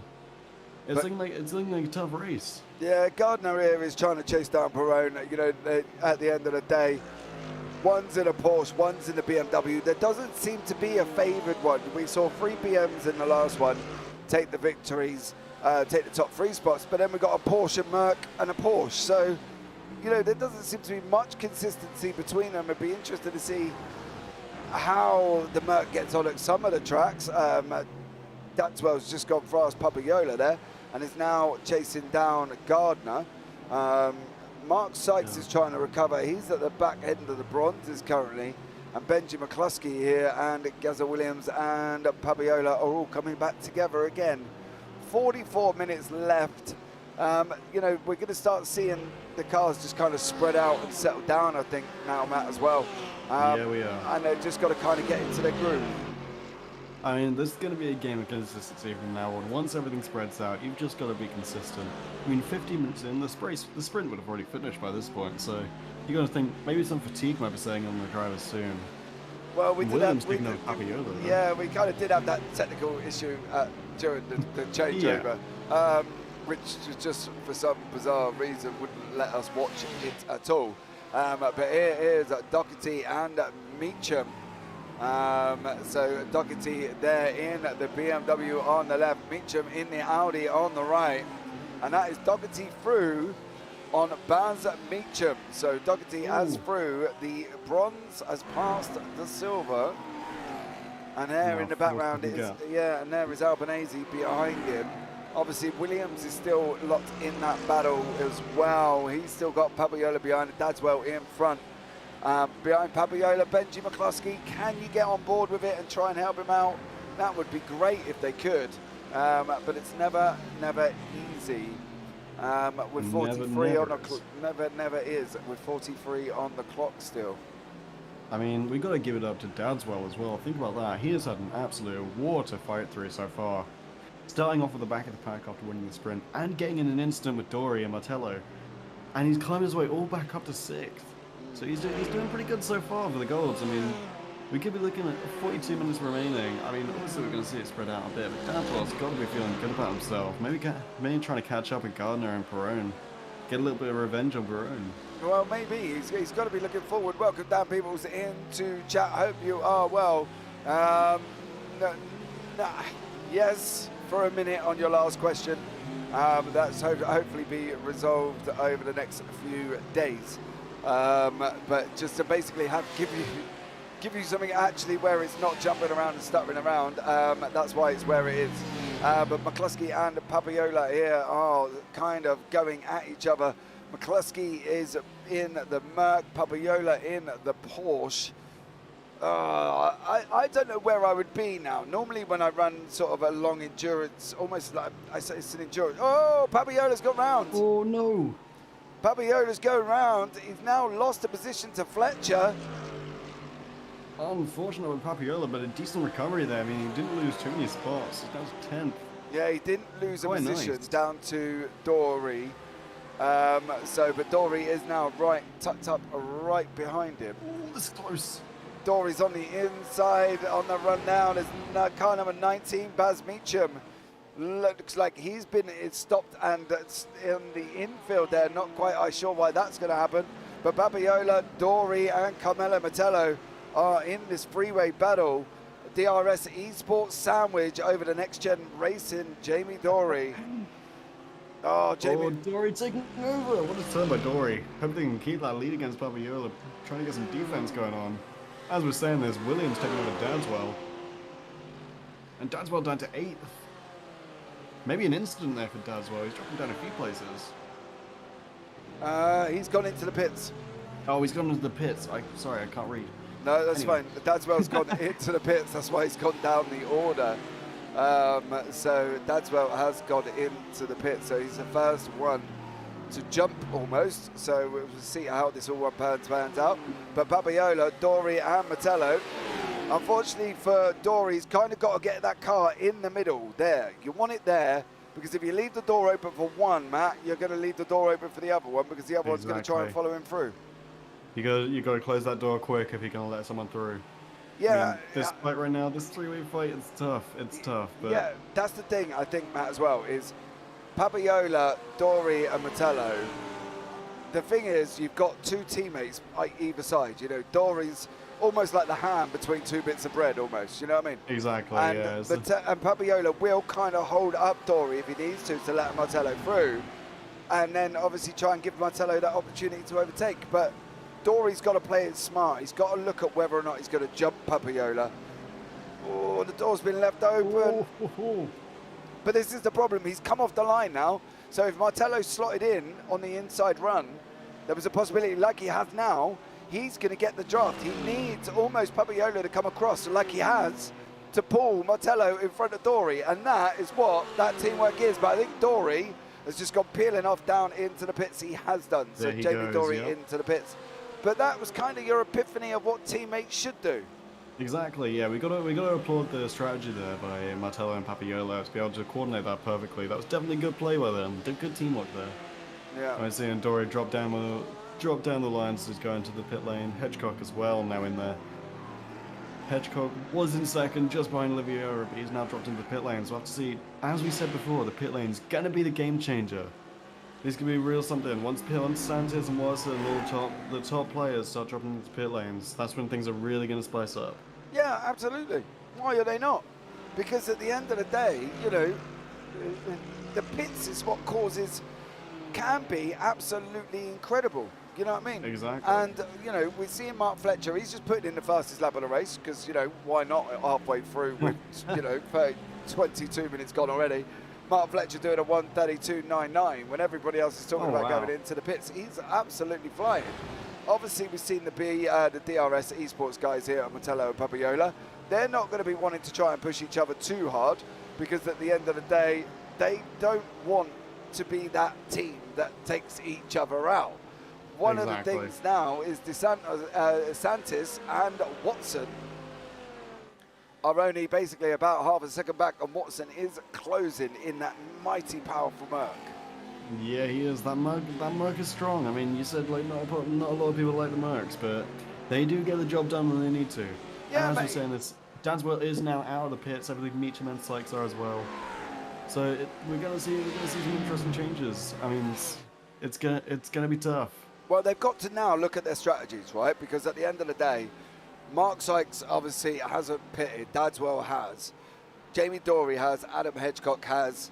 Mark Baker's been in and out. He's had obviously his issues. He's 2 laps down, I think, for the leader currently. Adam Hedgecock is all the way down in 22nd place.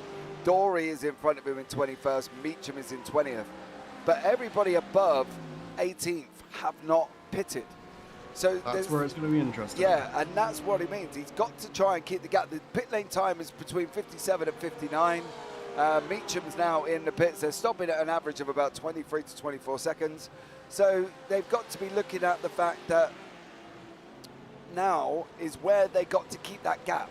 They need that minute gap almost. They don't want to be losing too much time behind people when they, you know, come in and try and get back out again. Yeah, 100%. I mean, we've always been saying that the pits are going to be the interesting bit, and we did also get a bit of misinformation. Sykes has not pitted, No, so it's going to be Dadswell, Dory, Hedgecock, and I believe Meacham that are all pitted. Yeah. I think Albanese may have as well. Albanese, no, currently not at the moment. He's not, okay. No. Once again, I can't read the English education system, ladies and gentlemen. Yeah, no, he's not pitted at the moment. However, Santos and Watson are still having this ding-dong. Carmelo Metello is in the pits. He's dropped down now, but I turn towards Samuel Oliveira. Wow, get your teeth working. Samuel Oliveira, sorry. There you go. There we go. 36 minutes gone, and we're just still getting the names incorrect. But I am Papiola. Do please DM me and tell me how I'm saying names. Yeah. I want to make that right, because I think sometimes we're getting it wrong. But I feel like we can't be too far off. no, I think we've got to be there or thereabouts, haven't we? Somebody's going to be messaging me shortly and telling around St. James it's this, and I'll be like, okay, thank you very much. And then before we know it, it's, oh, I don't know. It's all going to get a little bit messy, I'm sure. But at the end of the day, it is. Metello is in the pits as well. Dadswell's gone past Metello. The question will be, can Dory get past Metello? Metello is there at the end of the pits. It's going to be close. Here is Dory. Metello's going to be up now. He's past the exit. He's up into full speed. There's Dory there. Didn't pass Metello. So Metello managed to get out in front of Dory. However, Watson's going in the pits. Danes looks like he's headed in as well. Danes has diverted off. He's decided he's not going to go in.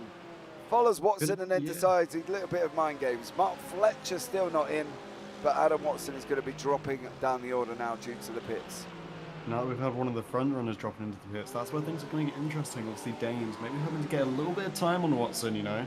Maybe try and get that little bit of space to be able to get ahead of him before he goes into the pits. There could be a little bit of strategy there by Danes. Well, we're going to have to see once Santos and Perone, all these three front runners are already tight. We're going to have to wait to see until they kind of drop into the pits and see how that changes the scores. Yeah, I think that's the thing, because you know,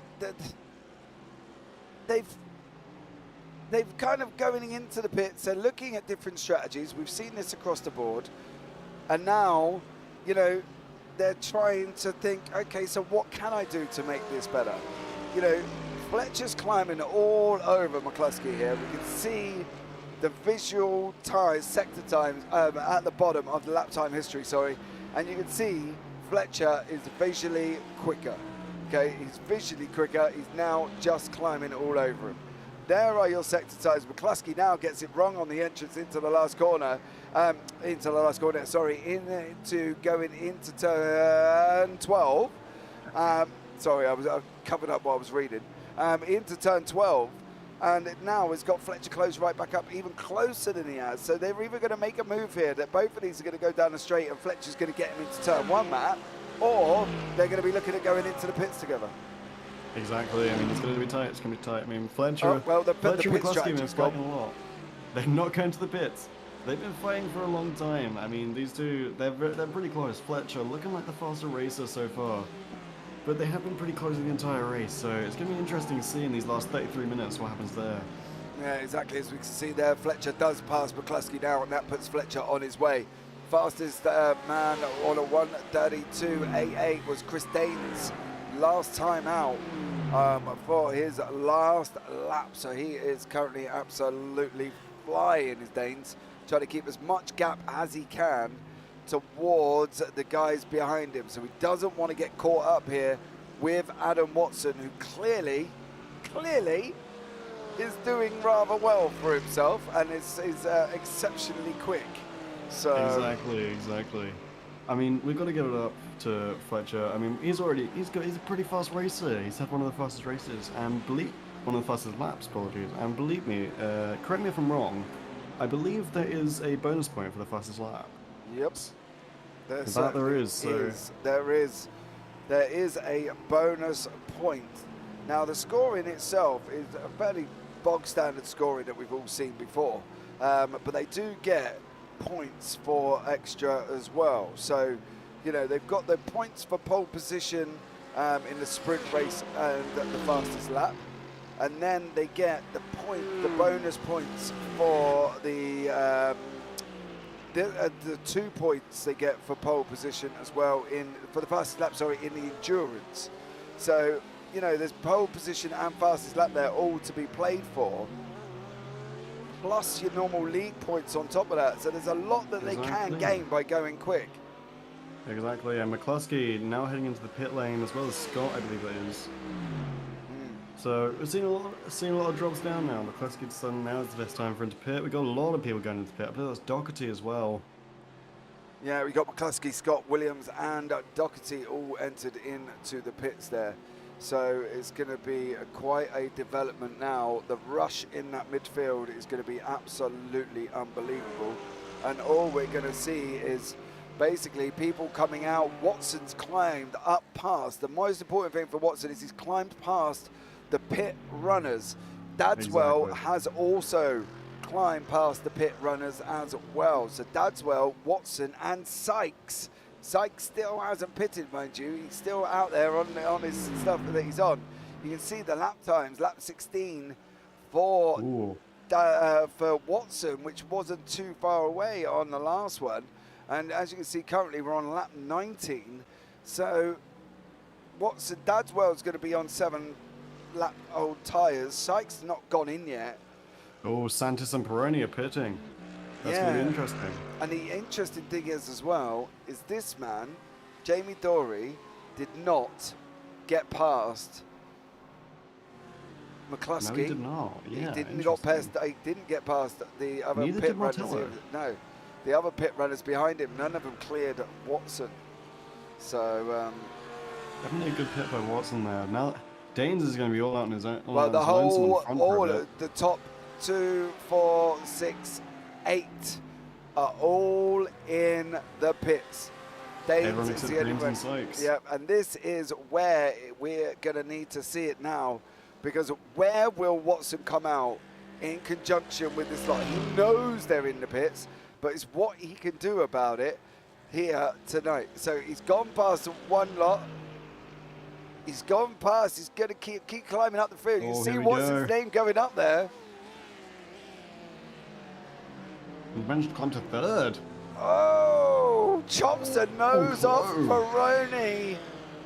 Faster than a plastic surgeon doing a nose job on Kim Kardashian, I'll tell you that much. Literally, bang went Perone's nose, and Watson has got it stuck to the back of his back of his car. God, blimey. That was a nose job and a half, mate, I'll tell you. He was going to literally have So that's Watson into 3rd. Now, pretty much the only one who hasn't pitted is this man, Chris Danes, and he's now just gone in. Now, Santis here is the man in 2nd place. Yes, I don't. You know, the weirdest thing is as well, looking at this, I don't know if he's close enough to get Danes here. Dane's got a lot of time on him when he was in the pit. I think taking that little second just to get an extra lap on definitely was a good idea by Danes. It's gonna be close. Danes is in the pit right now, and Santos coming up to the straight. So it's gonna be interesting. It's gonna be real close. Danes is obviously pitting. 2 laps later. You're all good. Danes needs to get out. If he's going to be taking this victory, he needs to move now. He's on his way out. He's on his way out. Here we go. There is Danes. There is Santos on the right-hand side. How is this one going to materialise? Danes is going to come out in front, and I don't think Santos is going to get him down into the run down into turn 1. However, Perone is, and has done, got Watson. Watson again sending it. Look at this. They're battling side by side. Watson. He's staying inside. Door rubbing. Contact. Slight little bit of contact on the doors. You know, rubbing is racing. That's what they say. Exactly. That's what they say. Oh, they're both inside. Do not hit that sausage curb, especially in the back, because you do launch yourself. We've seen it in the Porsche. In the sprint, didn't we? It was straight up in the air. bit of a DeSantis disaster, as I like to say. But DeSantis definitely redeeming himself, coming up into second now, just behind Danes. Danes definitely getting the strategy there with the pit. So it's going to be a fight for first and a fight for third between Perrone and Watson. Because Danes and Santos, they've got quite a bit of space between them, third and fourth right now. Yeah, they got 3 seconds, yeah. We've got Papiola hitting up the back of the goal. We've got Dory, then Martello, McCluskey, Williams, Fletcher, and Gardner. And don't forget Dadswell has climbed up an absolute mountain. Dadswell has climbed so far. Yeah, he's up 6 positions as well. So there's still all to play for as we're coming into the last 25 minutes. Jamie Dory is unfortunately off. Oh, what a rough ride for Dory. It's not been a good race for Dory. The second incident that he's involved with now. If he watches this back, he's going to blame you. You realise that, right? Oh, 100%. You know what I mean? He'll be like, well, Matt, it's your fault. I'll accept. Look, I've got the caster's curse. I'll admit it. I'll take it. No, Dory, this one's on me. Yep, you picked him. At least I picked Fletcher, who's still in the middle, so I'm quite happy with that. You know, Fletcher's still there. You can have Biggles. I've always had a caster's curse on me. Yeah, dude, the commentator's curse, I still don't fully understand that, right? I've got to be honest, because at the moment, we're on them. I'm not in the car. You know, I'm not driving the car with Perrone, so if he spins now and I've told everybody how well he's doing, I don't see how that's my fault. Who knows, man? It just happens. It happens. Dory's going back into the pit lane, I believe. Yeah, well, I think Dory probably could do, to be fair. Mark Fletcher is still banging out the fastest lap time on a 1:32.73 currently at the moment.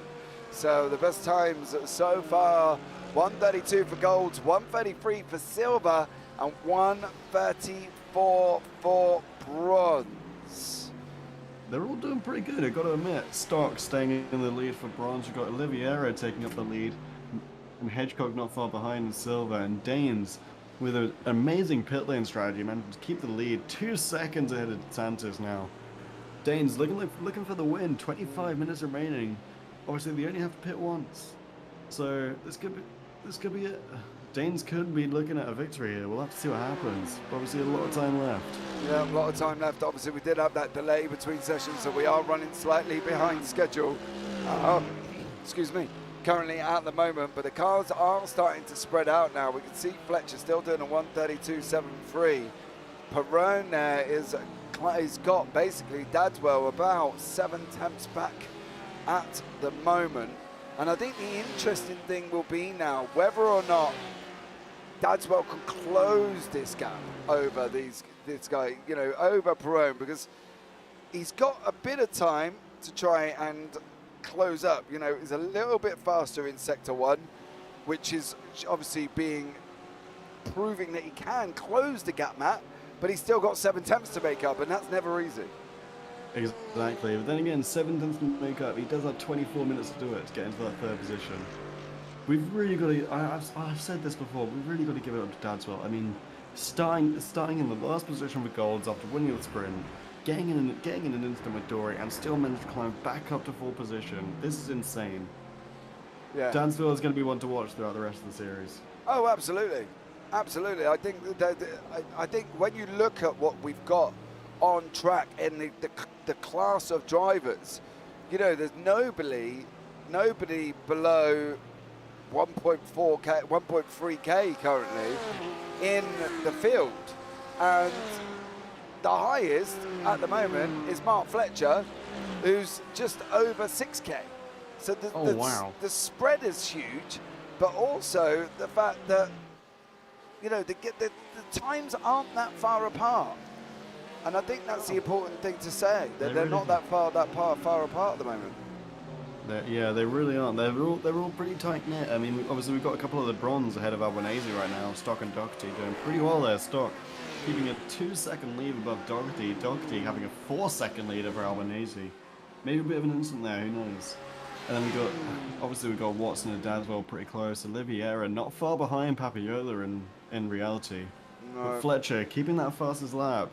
He's looking for that bonus point. Let's see if he can climb up and maybe get a few extra points along with it. Yeah, look at it, 1:32.728, and almost a second quicker than Gardner. 1:32.8, 1:32.899 as well. So the move is on for Fletcher, who's, well, in conjunction I think Gardner made the right choice there and just kind of let him through. However, Perone is sitting on the side of the track. Perone is sitting on the side of the track, and this is why he's sitting on the side of the track. There we go. He's coming up. I believe that's Dadswell right behind there. Oh, a little bit of a T-bone there, it looked like almost. Yeah, they touched on the last quarter, and that was Dadswell, unfortunately, going round. That was never good for Perone. Sorry, Perone was going round at the hands of Dadswell. We do have 20 minutes remaining. Currently, though, Gardner is still trying to get back past Fletcher. I don't think there's going to be much. Come on, Watson. He's in 4th place currently at the moment, 2.3 second gap to the guys behind, and he's got about 2.4 in front of him. So he's got 2.4 either way, and hopefully Watson will be able to get this job done and stick into 4th place. However, he has got Dadswell and Fletcher. Exactly.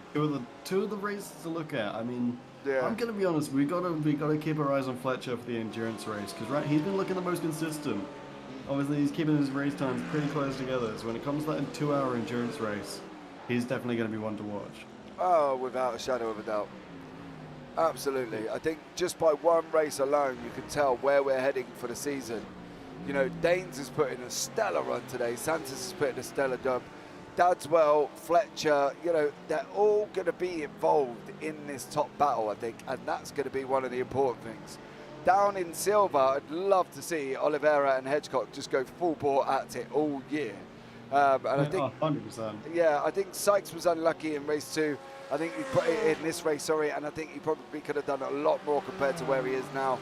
Pitted very, very, very late, mind you. Did he pit too late? Only Mark Sykes will be able to tell you that. But currently being led away on bronze by Nigel Stock. Stock is currently 16th overall, first in class. So, you know, keeping it on track. But Gardner is still chasing Fletcher and probably will do for the next 20 minutes. For the next one, you got a lot of faith in Gardner. I'll be honest, James, you got a lot of faith in him. We'll have to see what happens. I mean, it's going to be interesting. Obviously, I mean, you saying Fletcher is one of the best racers here, and that's obvious. We've got Gardner, we've got Williams. I mean, we've got to think about Perone as well. Perone doing pretty good in the first sprint race. I believe he came either 2nd or 3rd. But on that little bit of a pit by Dadswell, just kind of knocking him out of contention there, back down to 8th. And I believe Jamie Dory has just sat in the pit lane and has kind of resigned from this race, unfortunately. Yeah. Tough break for him. Yeah, absolutely. Tom Berwick, will Dadswell get a penalty? Well, the thing is with that one is that's got to be looked at the stewards, and they'll take into a lot more consideration than what we can see. So many a times I've sat here and I've turned around and said that's a penalty. Right, many a times I've turned around and said that. Stewards have come back and said no, it's not. Or I've turned around and said the guy's defending like an absolute trooper and he's now the king of defending. Next thing you know, the stewards are giving him a penalty for blocking. So, you know, exactly. I don't want to put myself into that position and say, should there be a penalty? Should there not be a penalty? Because, to be honest, Tom, I'll probably end up getting some DMs from drivers telling me that he shouldn't or shouldn't be. So I'm going to sit on the fence, mate. I'm going to get splinters in my bottom, and I'm not going to give you an answer on that one. That will go to the stewards, and only the stewards will be able to tell you that one. However, Watson has let Fletcher through, and that is Watson now down up into 5th place currently, as well with Fletcher into 4th. We'll be seeing a battle of titans here, James. We'll be seeing Fletcher and Dadswell facing off in not too long. They're looking pretty close to each other. Adam Watson trying to get that space back out from Fletcher. Fletcher is not having any of it. And the problem is as well, Matt, he's got 3.2 seconds left. 3.2 seconds to try and climb up the wall, up the road, when Dadswell is doing 1:33.16. Fletcher's doing a 1:32.93. 2 temps, not enough. Not enough. No, however, Hedgecock and Oliveira are going at it full bore here further down the field. So this is your battle for your lead in silver, currently led by Oliveira in the Merc, being chased down by Mr. Adam I'm always on target Hedgecock. Trust me, if I talk to him, that's what he'll tell me. because we've had many a conversations, and he always tells me the same thing. I was on target, James. That's all you need to know. And I'm like, cheers, Mr. Hedgecock. Thank you very much for that, mate. So Adam Hedgecock there will be on target, regardless if he beats Oliveira or loses to Oliveira. I'm sure he'll be on target anyway. He will be on target, James. I mean, exactly. What are you going to expect from Hedgecock? He's always on target. Exactly, always is. In his previous racing, he always is. He's always a target Hedgecock. Does well, and don't forget Fletcher is the team boss. Well, you know, let's just we're not saying anything about that, but as I say, I don't know. I don't want to get involved in the penalty situation. However, what I would love to get involved with now is sitting in Hedgecock's car and just telling him how close we are to Oliveira, and there we are on the nose of the booming BMW. We've got to be looking at taking the right-hand corner. We do currently at the moment. Go back to turn one. Yeah, back in again. The danger happens. No, he's going to make it. Hedgecock's going to make this. He's going to make it. He's going to stick it in the inside as well. He's not even going to let Oliveira take the inside line again, which he doesn't. Job done. Adam Hedgecock. Now go on, son, go hold it, because I'll tell you what, if you don't get rid of Oliveira around the rest of this lap, and he's on that straight again, you're going to end up getting towed back there. However, Gardner, Watson has just lost another position to Gardner. I believe there may have been a little bit of a wider line from Watson there. Unfortunately, he's dropping down the order faster than a stone in the ocean. I'll tell you that much, he's going down. He definitely was. Yeah, he's definitely dropping a lot quicker than he really, in hindsight, Matt, probably technically should be. Yeah, I mean, you're not wrong. But as we know, the race happens. You can't really change what's happening. You can only watch and commentate. Exactly, but what he can do is change this now, because you can see the draft taking it into effect. It's come down to nearly below 4 temps currently at the moment. Here we go. Can we get it? Oh, it's too far. Watson. Too far. He's not going to get it. No, he's too far.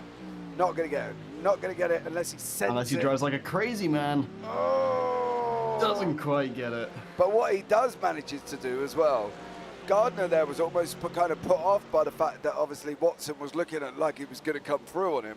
So therefore Gardner left a little bit of that gap. What he did do is he managed to drop the time down a whole tenth through that little bit of track. However, Oliveira and Hedgecock going again. Hedgecock, don't leave the door open. As we know, Hedgecock, he's always on target. Yeah, but I thought he was going to leave the door wide open there. If he left the door wide open, he was definitely going to go and get burgled, and that wasn't good. However, Nigel Stock, Nigel Stock is in bronze currently. Darren Doherty trying to chase him down, but it's got a tall order. I will say that thing for him. Nigel Stock, however, is chasing down Paul Williams up in a silver class in front of him, and Hedgecock. Yeah, Nigel Stock. Yeah, he's been playing a good race. Yeah, he's been playing a very good race. The thing is, as well with Nigel Stock, he's managed to keep hold of the guys in front of him. Do you know what I mean? He's not put himself under any major issues. He's gone around. He's done his job, and is currently leading the class. So, what can he ask for? Exactly. I mean, Stock, Doherty, and then Steinman and Sykes for bronze. Albanese in between there at 8 seconds, just behind Doherty. So it's looking pretty tight in that last little pack. And obviously we've got Dane Santos and Daswell. Daswell up in third after having a mountain of a race for him. And we're currently down to 13 minutes left. Now listen, that's not a lot of time, James. No, but what I want to bring us on to is this man up front, right? We're going to touch on Chris Danes. We haven't seen much of Chris. He's kind of checked out and done. However, I would stay out of that little pocket of hole there, mate, because that is not good for your car. But listen to this, right? Chris Danes, currently sitting, right, he sits at the tender age of 38, right? He's been sim racing for 26 years. Keep it on track. Yeah, 26 years. So he basically started when he was 12. Now, he's been sim racing for longer than I've been alive. Yeah, and the thing is as well, that what I love about this as well is Chris has turned around and said his biggest inspiration in motorsport, right? And not everybody did this. Not everybody thought this far. He's put my dad, motorbike racer since the 60s until 92 when he had a life-changing accident. Since then, I started racing in real life in karts, then cars, as family didn't want me on 2 wheels for obvious reasons. But listen to his greatest achievements. This is what we asked him, by the way, guys, if you're wondering where we get the information from.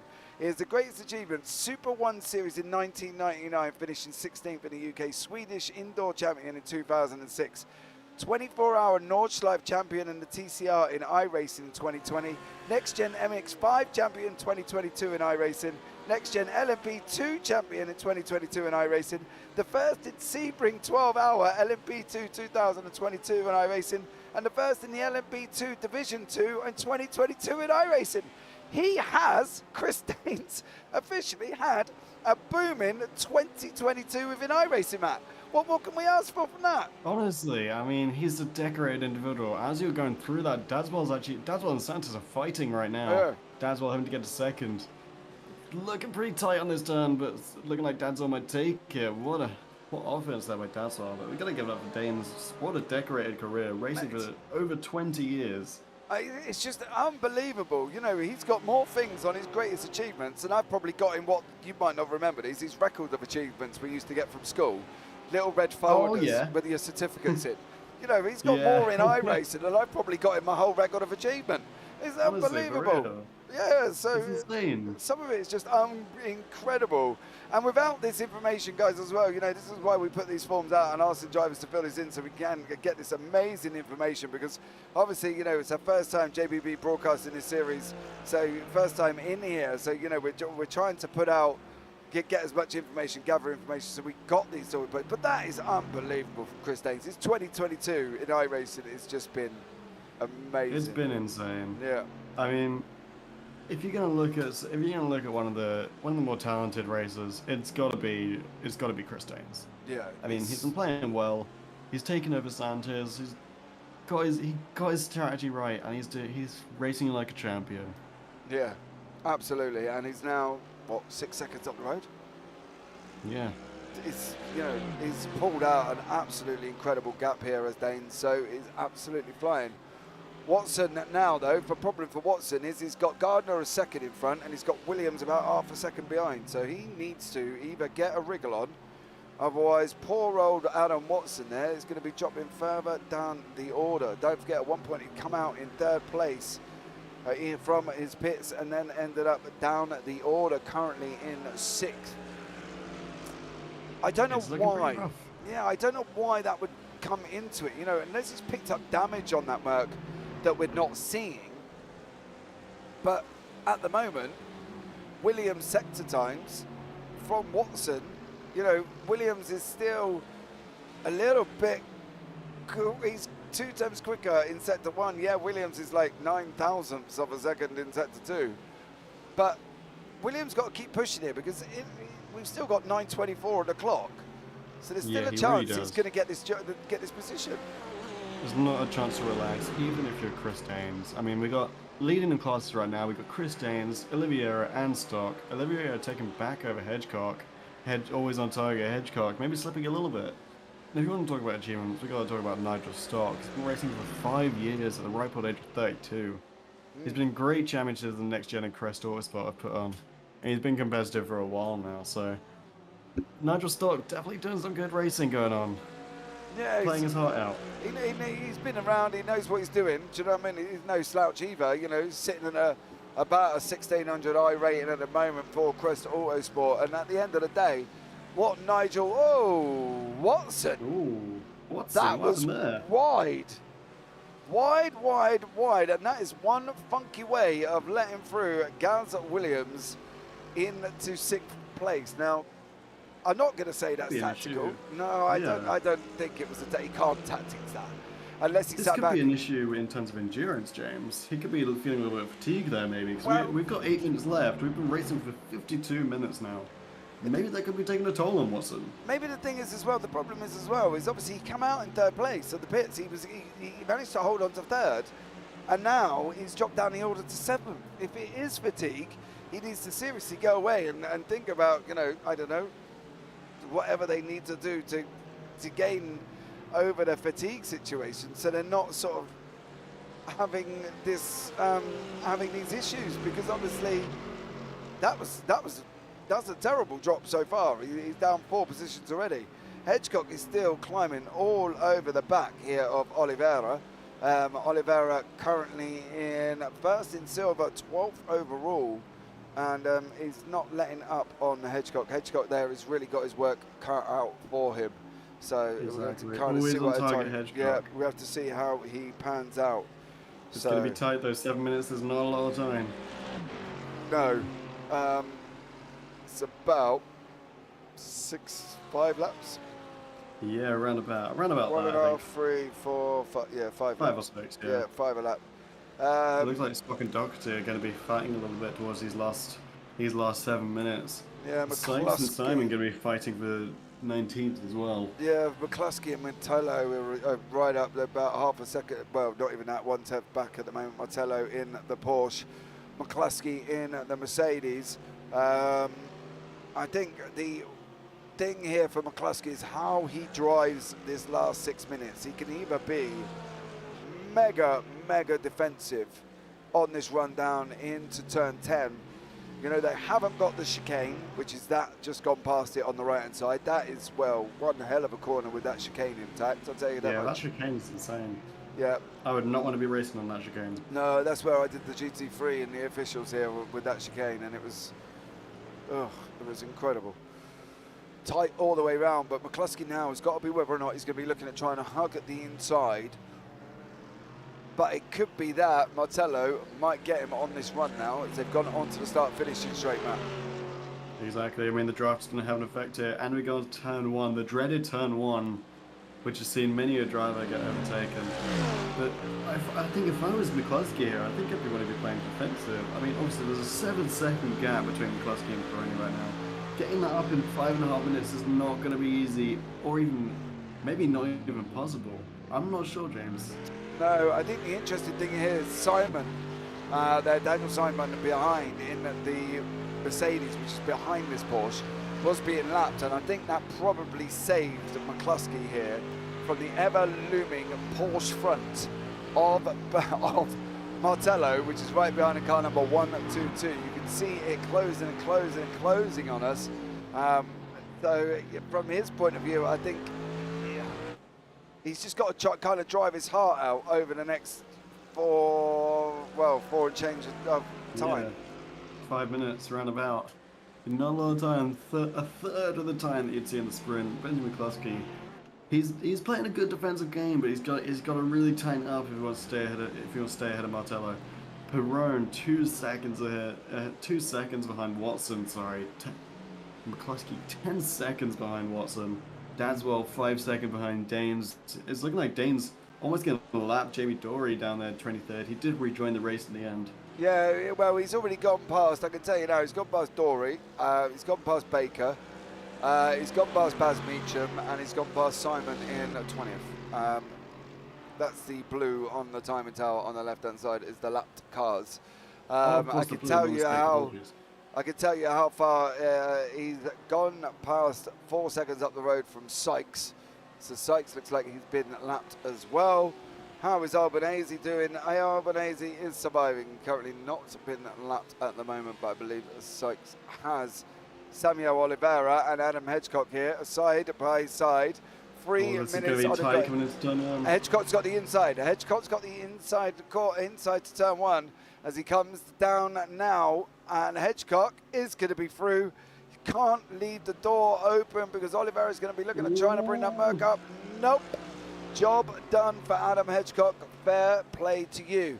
Santos now is under attack from Fletcher, and Fletcher has had a incredible run through the field, up 5 positions there, Matt, and is now climbing all over Santos with about 3:18 on the clock. What a run by Fletcher. 3:18 is not a lot of time. He can still do it. They're pretty close, 2 tenths away. It's not gonna be easy for Santos to defend this against Fletcher. Fletcher, a very talented driver, and the likes with Danes and Dadswell. It's going to be pretty tight. Yeah, Santos is taking the inside line. That's going to force Fletcher wide. Now, for what Fletcher's got to do here is as Santos goes in, Fletcher's got to either kind of let him take the hit. There you go. There's the cutback. Fletcher now needs to get that BMW right up beside him as much as he can to get this inside run. Santos is going to have it on the left as they go around Coca-Cola, but Fletcher's got to try it again. He's got to let Santos get that line and then try and cut that cutback. Santos was kind of offline further back, but he's kind of allowed Santos to recover here, and Santos now keeps hold of the position and into the hairpin they go. Great defensive play there by Santos, not letting Fletcher get the tactics he wanted. Fletcher 0.4 seconds behind now, 2 minutes remaining. They might get one more lap out. Fletcher's got a mountain to climb to try and take over Santos, but anything is possible in these races, James. Yeah, the front end of that portion went up in the air again now, and Santos has been here before. Don't hit that sausage curve there, young sir. We do not want a repeat of history this close to the end of the race. No, because you will fly up in the air. Now, Danes is on 1:45 on the clock. It's going to be looking, I think this is going to be the final lap of the race for Chris Danes. Here we go. What a race by Danes. Oh, he's done flying. Incredible. He's done absolutely amazing. A full 5 seconds ahead of Dadswell. Yeah, and Dadswell now is coming past as well. McCluskey is going to be coming up around the last corner as well. He's going to be looking at taking the white flag. Dadswell is now into second place. Fletcher's now into third place, sorry, and got past Santis. So there we go. What a turn by Fletcher. Yeah, absolutely. 1 minute remaining. Well, if you're going to do it, you might as well do it on the last lap, right? Exactly. You know, what a time. Fletcher, I feel like maybe Fletcher got a little bit of theatrics going on there. Right on the last lap. He thought, you know what, I'll take over. It's all for the race, isn't it? You know what I mean? Exactly. It's all and as for we the were racing. talking, Papiola taking over Martello. Sykes taking over Meacham. I believe Hedgecock and Olivier are staying where they are. And everything else stayed pretty much the same. Watson's in 7th. The only other battle might change. Might be this Watson and Perone battle. Now, we got to hope for Watson. Yeah, I've got to hope for Watson. I really have. I mean, Watson's had an absolute war going on with every driver he's come across. He's fighting his life out. We got to hope he can stick it throughout his last lap. There's not much left. Chris Danes now on the straight to end it. I think this is going to be it over and done with, if I'm not mistaken. Time is not on his side. So this should be Chris Danes. Are we going on to the... Is it? No, Are we going it's white. We're going white. He caught it. We're going white flag now. So this is the final lap of the race. Tom Berwick will work back and say final lap of the race. Perone and Watson. Watson's got in. I don't think, do you know the problem is, I don't think many people were expecting this because I wasn't expecting this either. I thought that was, I didn't think that was. And if Watson may have got that wrong, that could be for fuel. Yeah. On the final lap. Final lap of the race. Yeah, but if he's going to run out and not make it. Exactly. He's kind of got to have to. Yeah, you ain't got no choice. You know. Papiola's coming up out of the straight. Watson hopefully trying to get ahead of him. It's looking like Papiola might overtake though. Hold on. That, my dear, is a penalty for our own Adam Watson. That is a drive-through penalty for over the X limit, so over the incident limit that they have in the championship. Now, if I'm not mistaken, I'm rooting through. It's a 15X or 25X in the feature. Now, I don't think he's done 25X. I haven't got them down, but surely he wouldn't have done 25X already. I mean, we'd have to go through the footage and count, but yeah, I definitely. That could be a penalty. That's going to be disastrous well, for Watson. It is a penalty, and he's out through now. But here is Chris Danes taking the victory in the feature. There we go. Chris Danes taking number 1. Yeah, we got it right this time.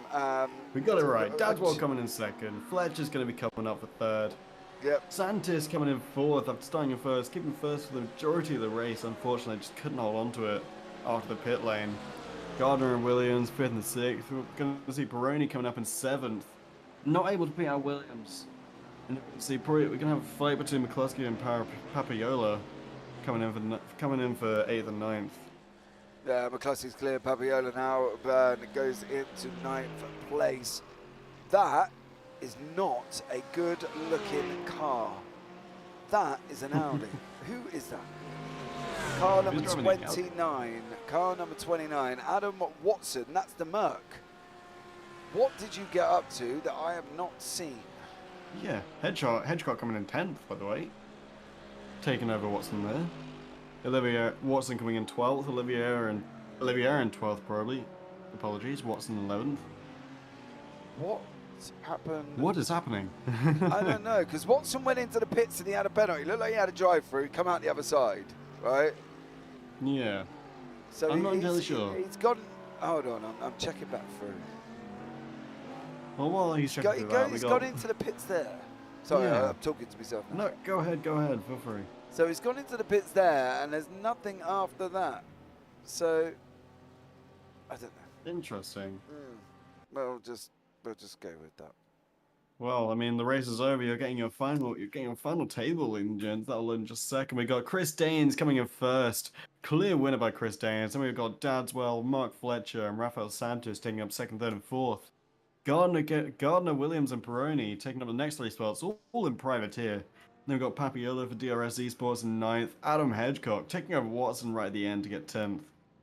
Adam Watson coming in 11th. We got Samuel de Oliveira coming in 12th, second in class. We got 13th for Paul Scott. Nigel Stark winning out in the bronze class, getting 14th there. Great race by Stark.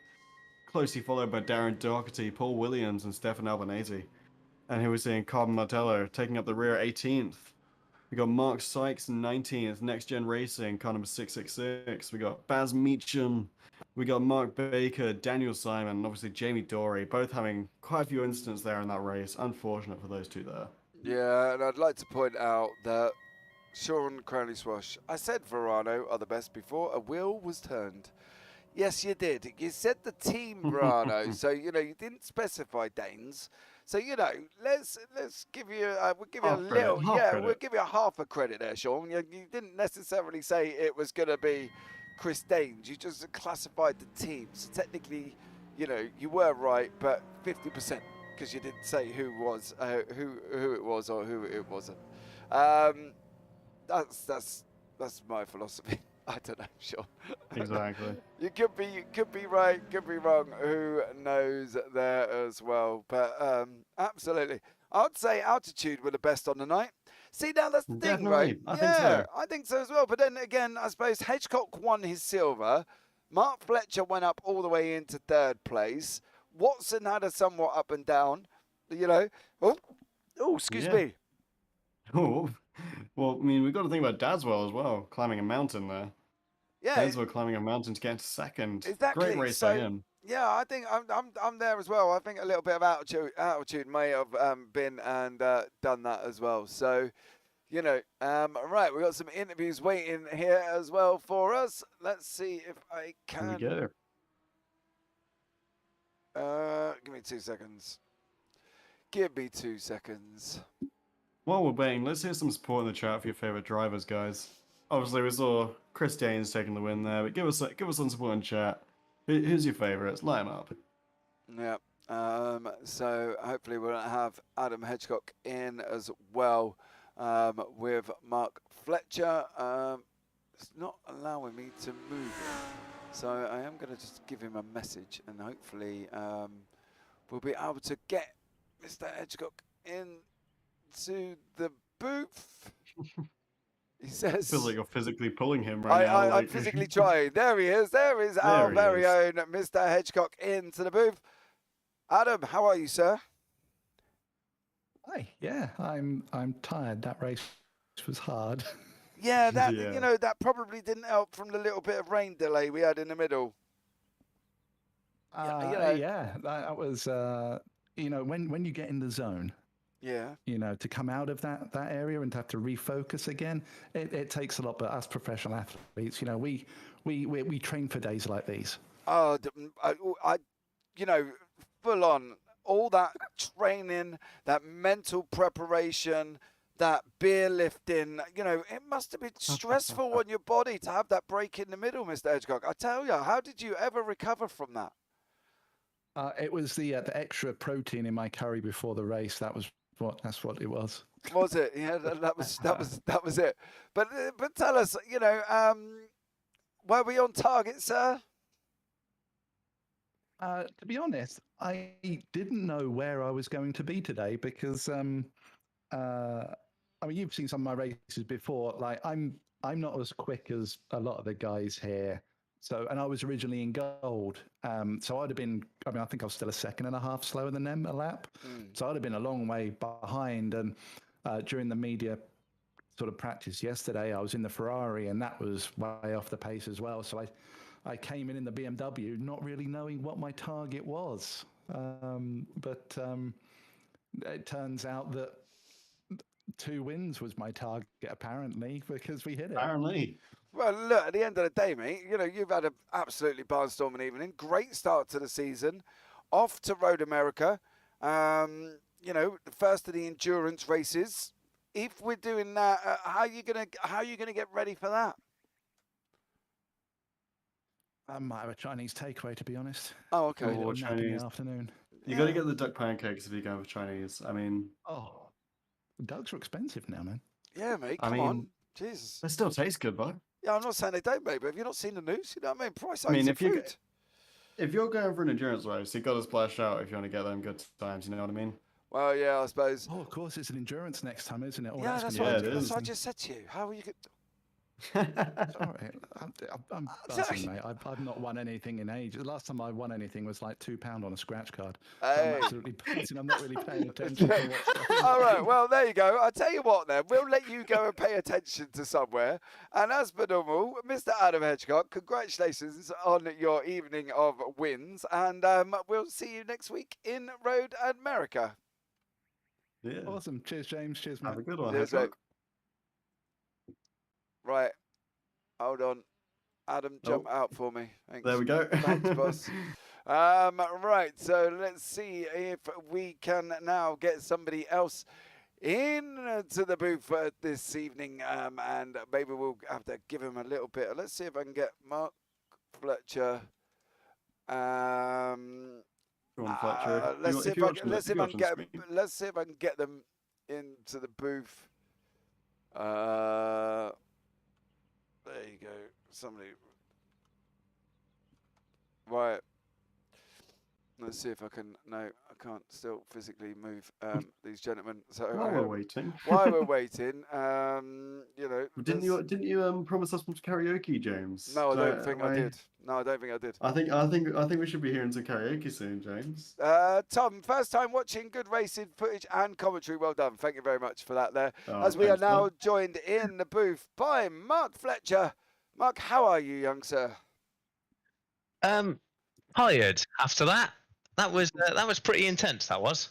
Yeah. It looked it. Yeah, you had somewhat of a I must climb a mountain in the feature race. You know what I mean? You stellar through that second race. Yeah, I hit the I think I hit the curb on the inside, and it bounced the car a really weird angle. Luckily, I managed to keep it out of the wall, and then the old red mist descended pretty fast, and it was just a case of pulling my way through, and thinking it's a long championship, and we've got to go from here, really. Well, you've got to try and get as many your maximum points that you can in the 2 races, right? Which is fair. Third in the sprint, third in the feature. Now that's not a bad haul of points in the first round, and I also believe you got the fastest lap in the feature race on a 1:32.49. Me and Tom were laughing about this because obviously me and Tom raced for the same team, and I was like, right, I'm going to beat your fastest lap on the last lap. He's like, not a chance. He's like, you're not doing it, and I got him. Yeah, got him. That's a bit of team credit. Well, at the end of the day, look, points are points, right? And you've gained an extra one there as well. The thing is, we go to Road America, full endurance, 2 hours long. How are you going to cope with that? Yeah, I think a completely different race. That one, I mean, Chris was absolutely gone. It just shows once you managed to break the toe, he was gone, and you can't fault the guy. Nobody could catch him this evening. So, but yeah, we've done a bit of testing around Road America in other series. The BMW is quick, but yeah, it's all going to be about keeping it on the road, which I didn't successfully do in the feature race. Look, you've got third place. You battled your way back through. And I personally think you've had a stellar evening of racing, Mark. You know what I mean? What more could you ask for? Yeah, I mean, fastest lap, you had some good overtakes. Pretty good all over. It's definitely worth another watch, isn't it? That's what we'll take from this. Yeah. Watch, review, and see how you go. How about that? That sounds like a great idea to me. And yeah, see you guys at Road America next week for hopefully some more good We'll racing. see you next Absolutely, week. Mark. You take care. Perfect. Thanks a lot, guys. Appreciate Have it. a good one. Bye. Right.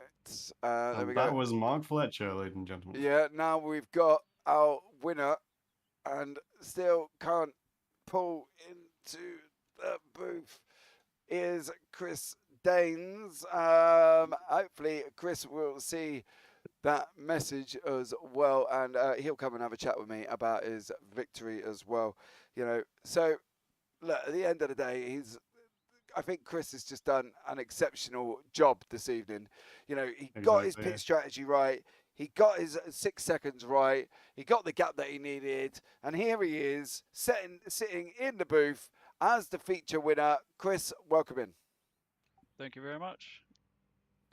Well, really good race, Chris. I mean, obviously you secure those 25 points for the league there after winning the feature. Do you think your pit lane strategy was the main thing that got you over the line there? Fuel saving. I'm quite good at fuel savings. That's the one thing I've got in my arsenal, which I pride myself in having. So it was a matter of fact of not pushing through the field too quickly, not burning the tyres up, because the Porsche notoriously has quite a bit of understeer. So we took a time and fuel saved as much as we could, and I knew come the end of the race it would come to me. So I thought if I could eke out the extra lap, then obviously I could put in a few litres less and get out in front and maintain that gap. Interesting. I mean, it seemed to work out for you. I mean, you kept first place in the lap pretty much after that pit lane. You kept it pretty tight as well. So it's looking like a pretty good race there for you. Hoping to kind of emulate that in the endurance race, maybe. Yeah, I mean, sprint racing has never been my forte. So obviously, race one for me was just a matter of trying to salvage as many points as I could, because the altitude esports guys are so fast. And even in the endurance race there, if they, if Mark hadn't made that mistake in front of me, he probably would have run away with it, to be all honest. But that's racing for you, and you've got to sort of take the opportunities when they arise. So I'll happily take the 25 points. Exactly. I mean, there's a pretty stellar race from you and Ayama. So just got to hope that Road America. You got anything to say, James? No, Chris, how are you approaching Road America, mate? First endurance. Terribly. I'm not keen on that track at all. So it's a 2-hour race. Next race, is it? Yeah. Yes. So. Yeah. So no, actually, as long as I can do my fuel saving like I did today and keep doing what I'm doing, it will come in. The Porsche comes into play after about 20, well, more like 15 laps. It tends to sort of liven up a bit more. First few laps of the Porsche are tricky, but it is a car that consistently can keep pumping in the lap time. So yeah, I'm pretty hopeful for a podium finish. Okay then, mate. Well, Awesome. Congratulations on your feature win, and we'll see you next week. Thank you. See you next week, guys. See you later. See you next week, Chris. Right, so next into the booth when they want to jump in is Mr. Gareth Gaza Williams. Here tonight is going to come and join us and have a chat in the booth, and we'll then after that we'll have Rafael De Santis if he's sat there, if they're not having a conversation between the two of them, or if they're sitting there waiting to jump in. So let's see who will come and join us first in the booth tonight for the other interviews. But I think it's kind of important that we must realise that obviously, these guys have been through a lot tonight. There was a delay in the middle that didn't help. The technical issues was an absolute killer. That technical issues was an absolute killer. So hopefully, these guys would have recovered and got on with it, as well as we're joined in the booth by Rafael Santis. Rafael, how are you? Yeah, I mean, a bit disappointed about the ending, but yeah, I mean, it is what it is. Okay. I mean, tell us from your perspective, how did the ending go? What happened? I mean, it was a really good battle at the end. I don't know if you guys caught it, but yeah, it was really good and had a lot of fun there. But unfortunately, I locked up the brakes a bit. Or well, it's ABS, so yeah, I went into too much ABS and I went wide, and I tried to carry more speed, but I went a bit too wide, and then I got the slowdown, and that was basically my race. Well, third place. All in all, though, look, you've had 2 races tonight. Yes, we had a big long delay in the middle, which didn't help anyone. Don't get me wrong. But overall, your evening itself, how did you feel it went in general? No, it was really fun because the last time I did a league race, it was in F1 2020, so it's a while ago. But yeah, it was fun to also with a few friends of mine to do more league races again, and yeah, definitely looking forward to the next round. Next round, you got 2 Excellent. hours. Yeah, it's a 2-hour endurance race. How are you feeling about that? I have a lot of confidence in my endurance capabilities, I would say, but yeah, I mean, the Porsche looks a little bit off pace, I would say, but maybe that's just me. And also, I didn't really have that much practice for this round because I popped in last second, and yeah, I'll definitely have a bit more practice, but yeah, should be good. Okay, Nice. mate. Well, I mean- all in all, you've not had an absolute bad evening of racing. I've got to be honest. We missed obviously the slowdown and locking up at the end there as well. We were also concentrating on the leaders. But look, dude, you got a week. You sit back, chill out, recover, go and do some practice at Road America for the 2-hour endurance, and then next week we'll see you come out and smash it. Yeah, hopefully I'll be a bit more, especially in the sprint race, I'll be a bit more lucky with that one. Yeah. Absolutely there, buddy. Well, you take care, Rafael, and we'll see you next week at Road America. Yeah, thank you. Right, there we go. That was Rafael Thank you very Santos in the booth this evening with us tonight. Matt, sum tonight's race up in 1 sentence. Pretty entertaining and a lot of crashes. Well, there you go. Pretty entertaining and a lot of crashes. So there we go, guys. That brings us out to the end of the broadcast this evening. So really, all that's left for me to say is from myself and Matt, you all take care. Have a great week. And you never know, we might see you on the track sometime. Good night.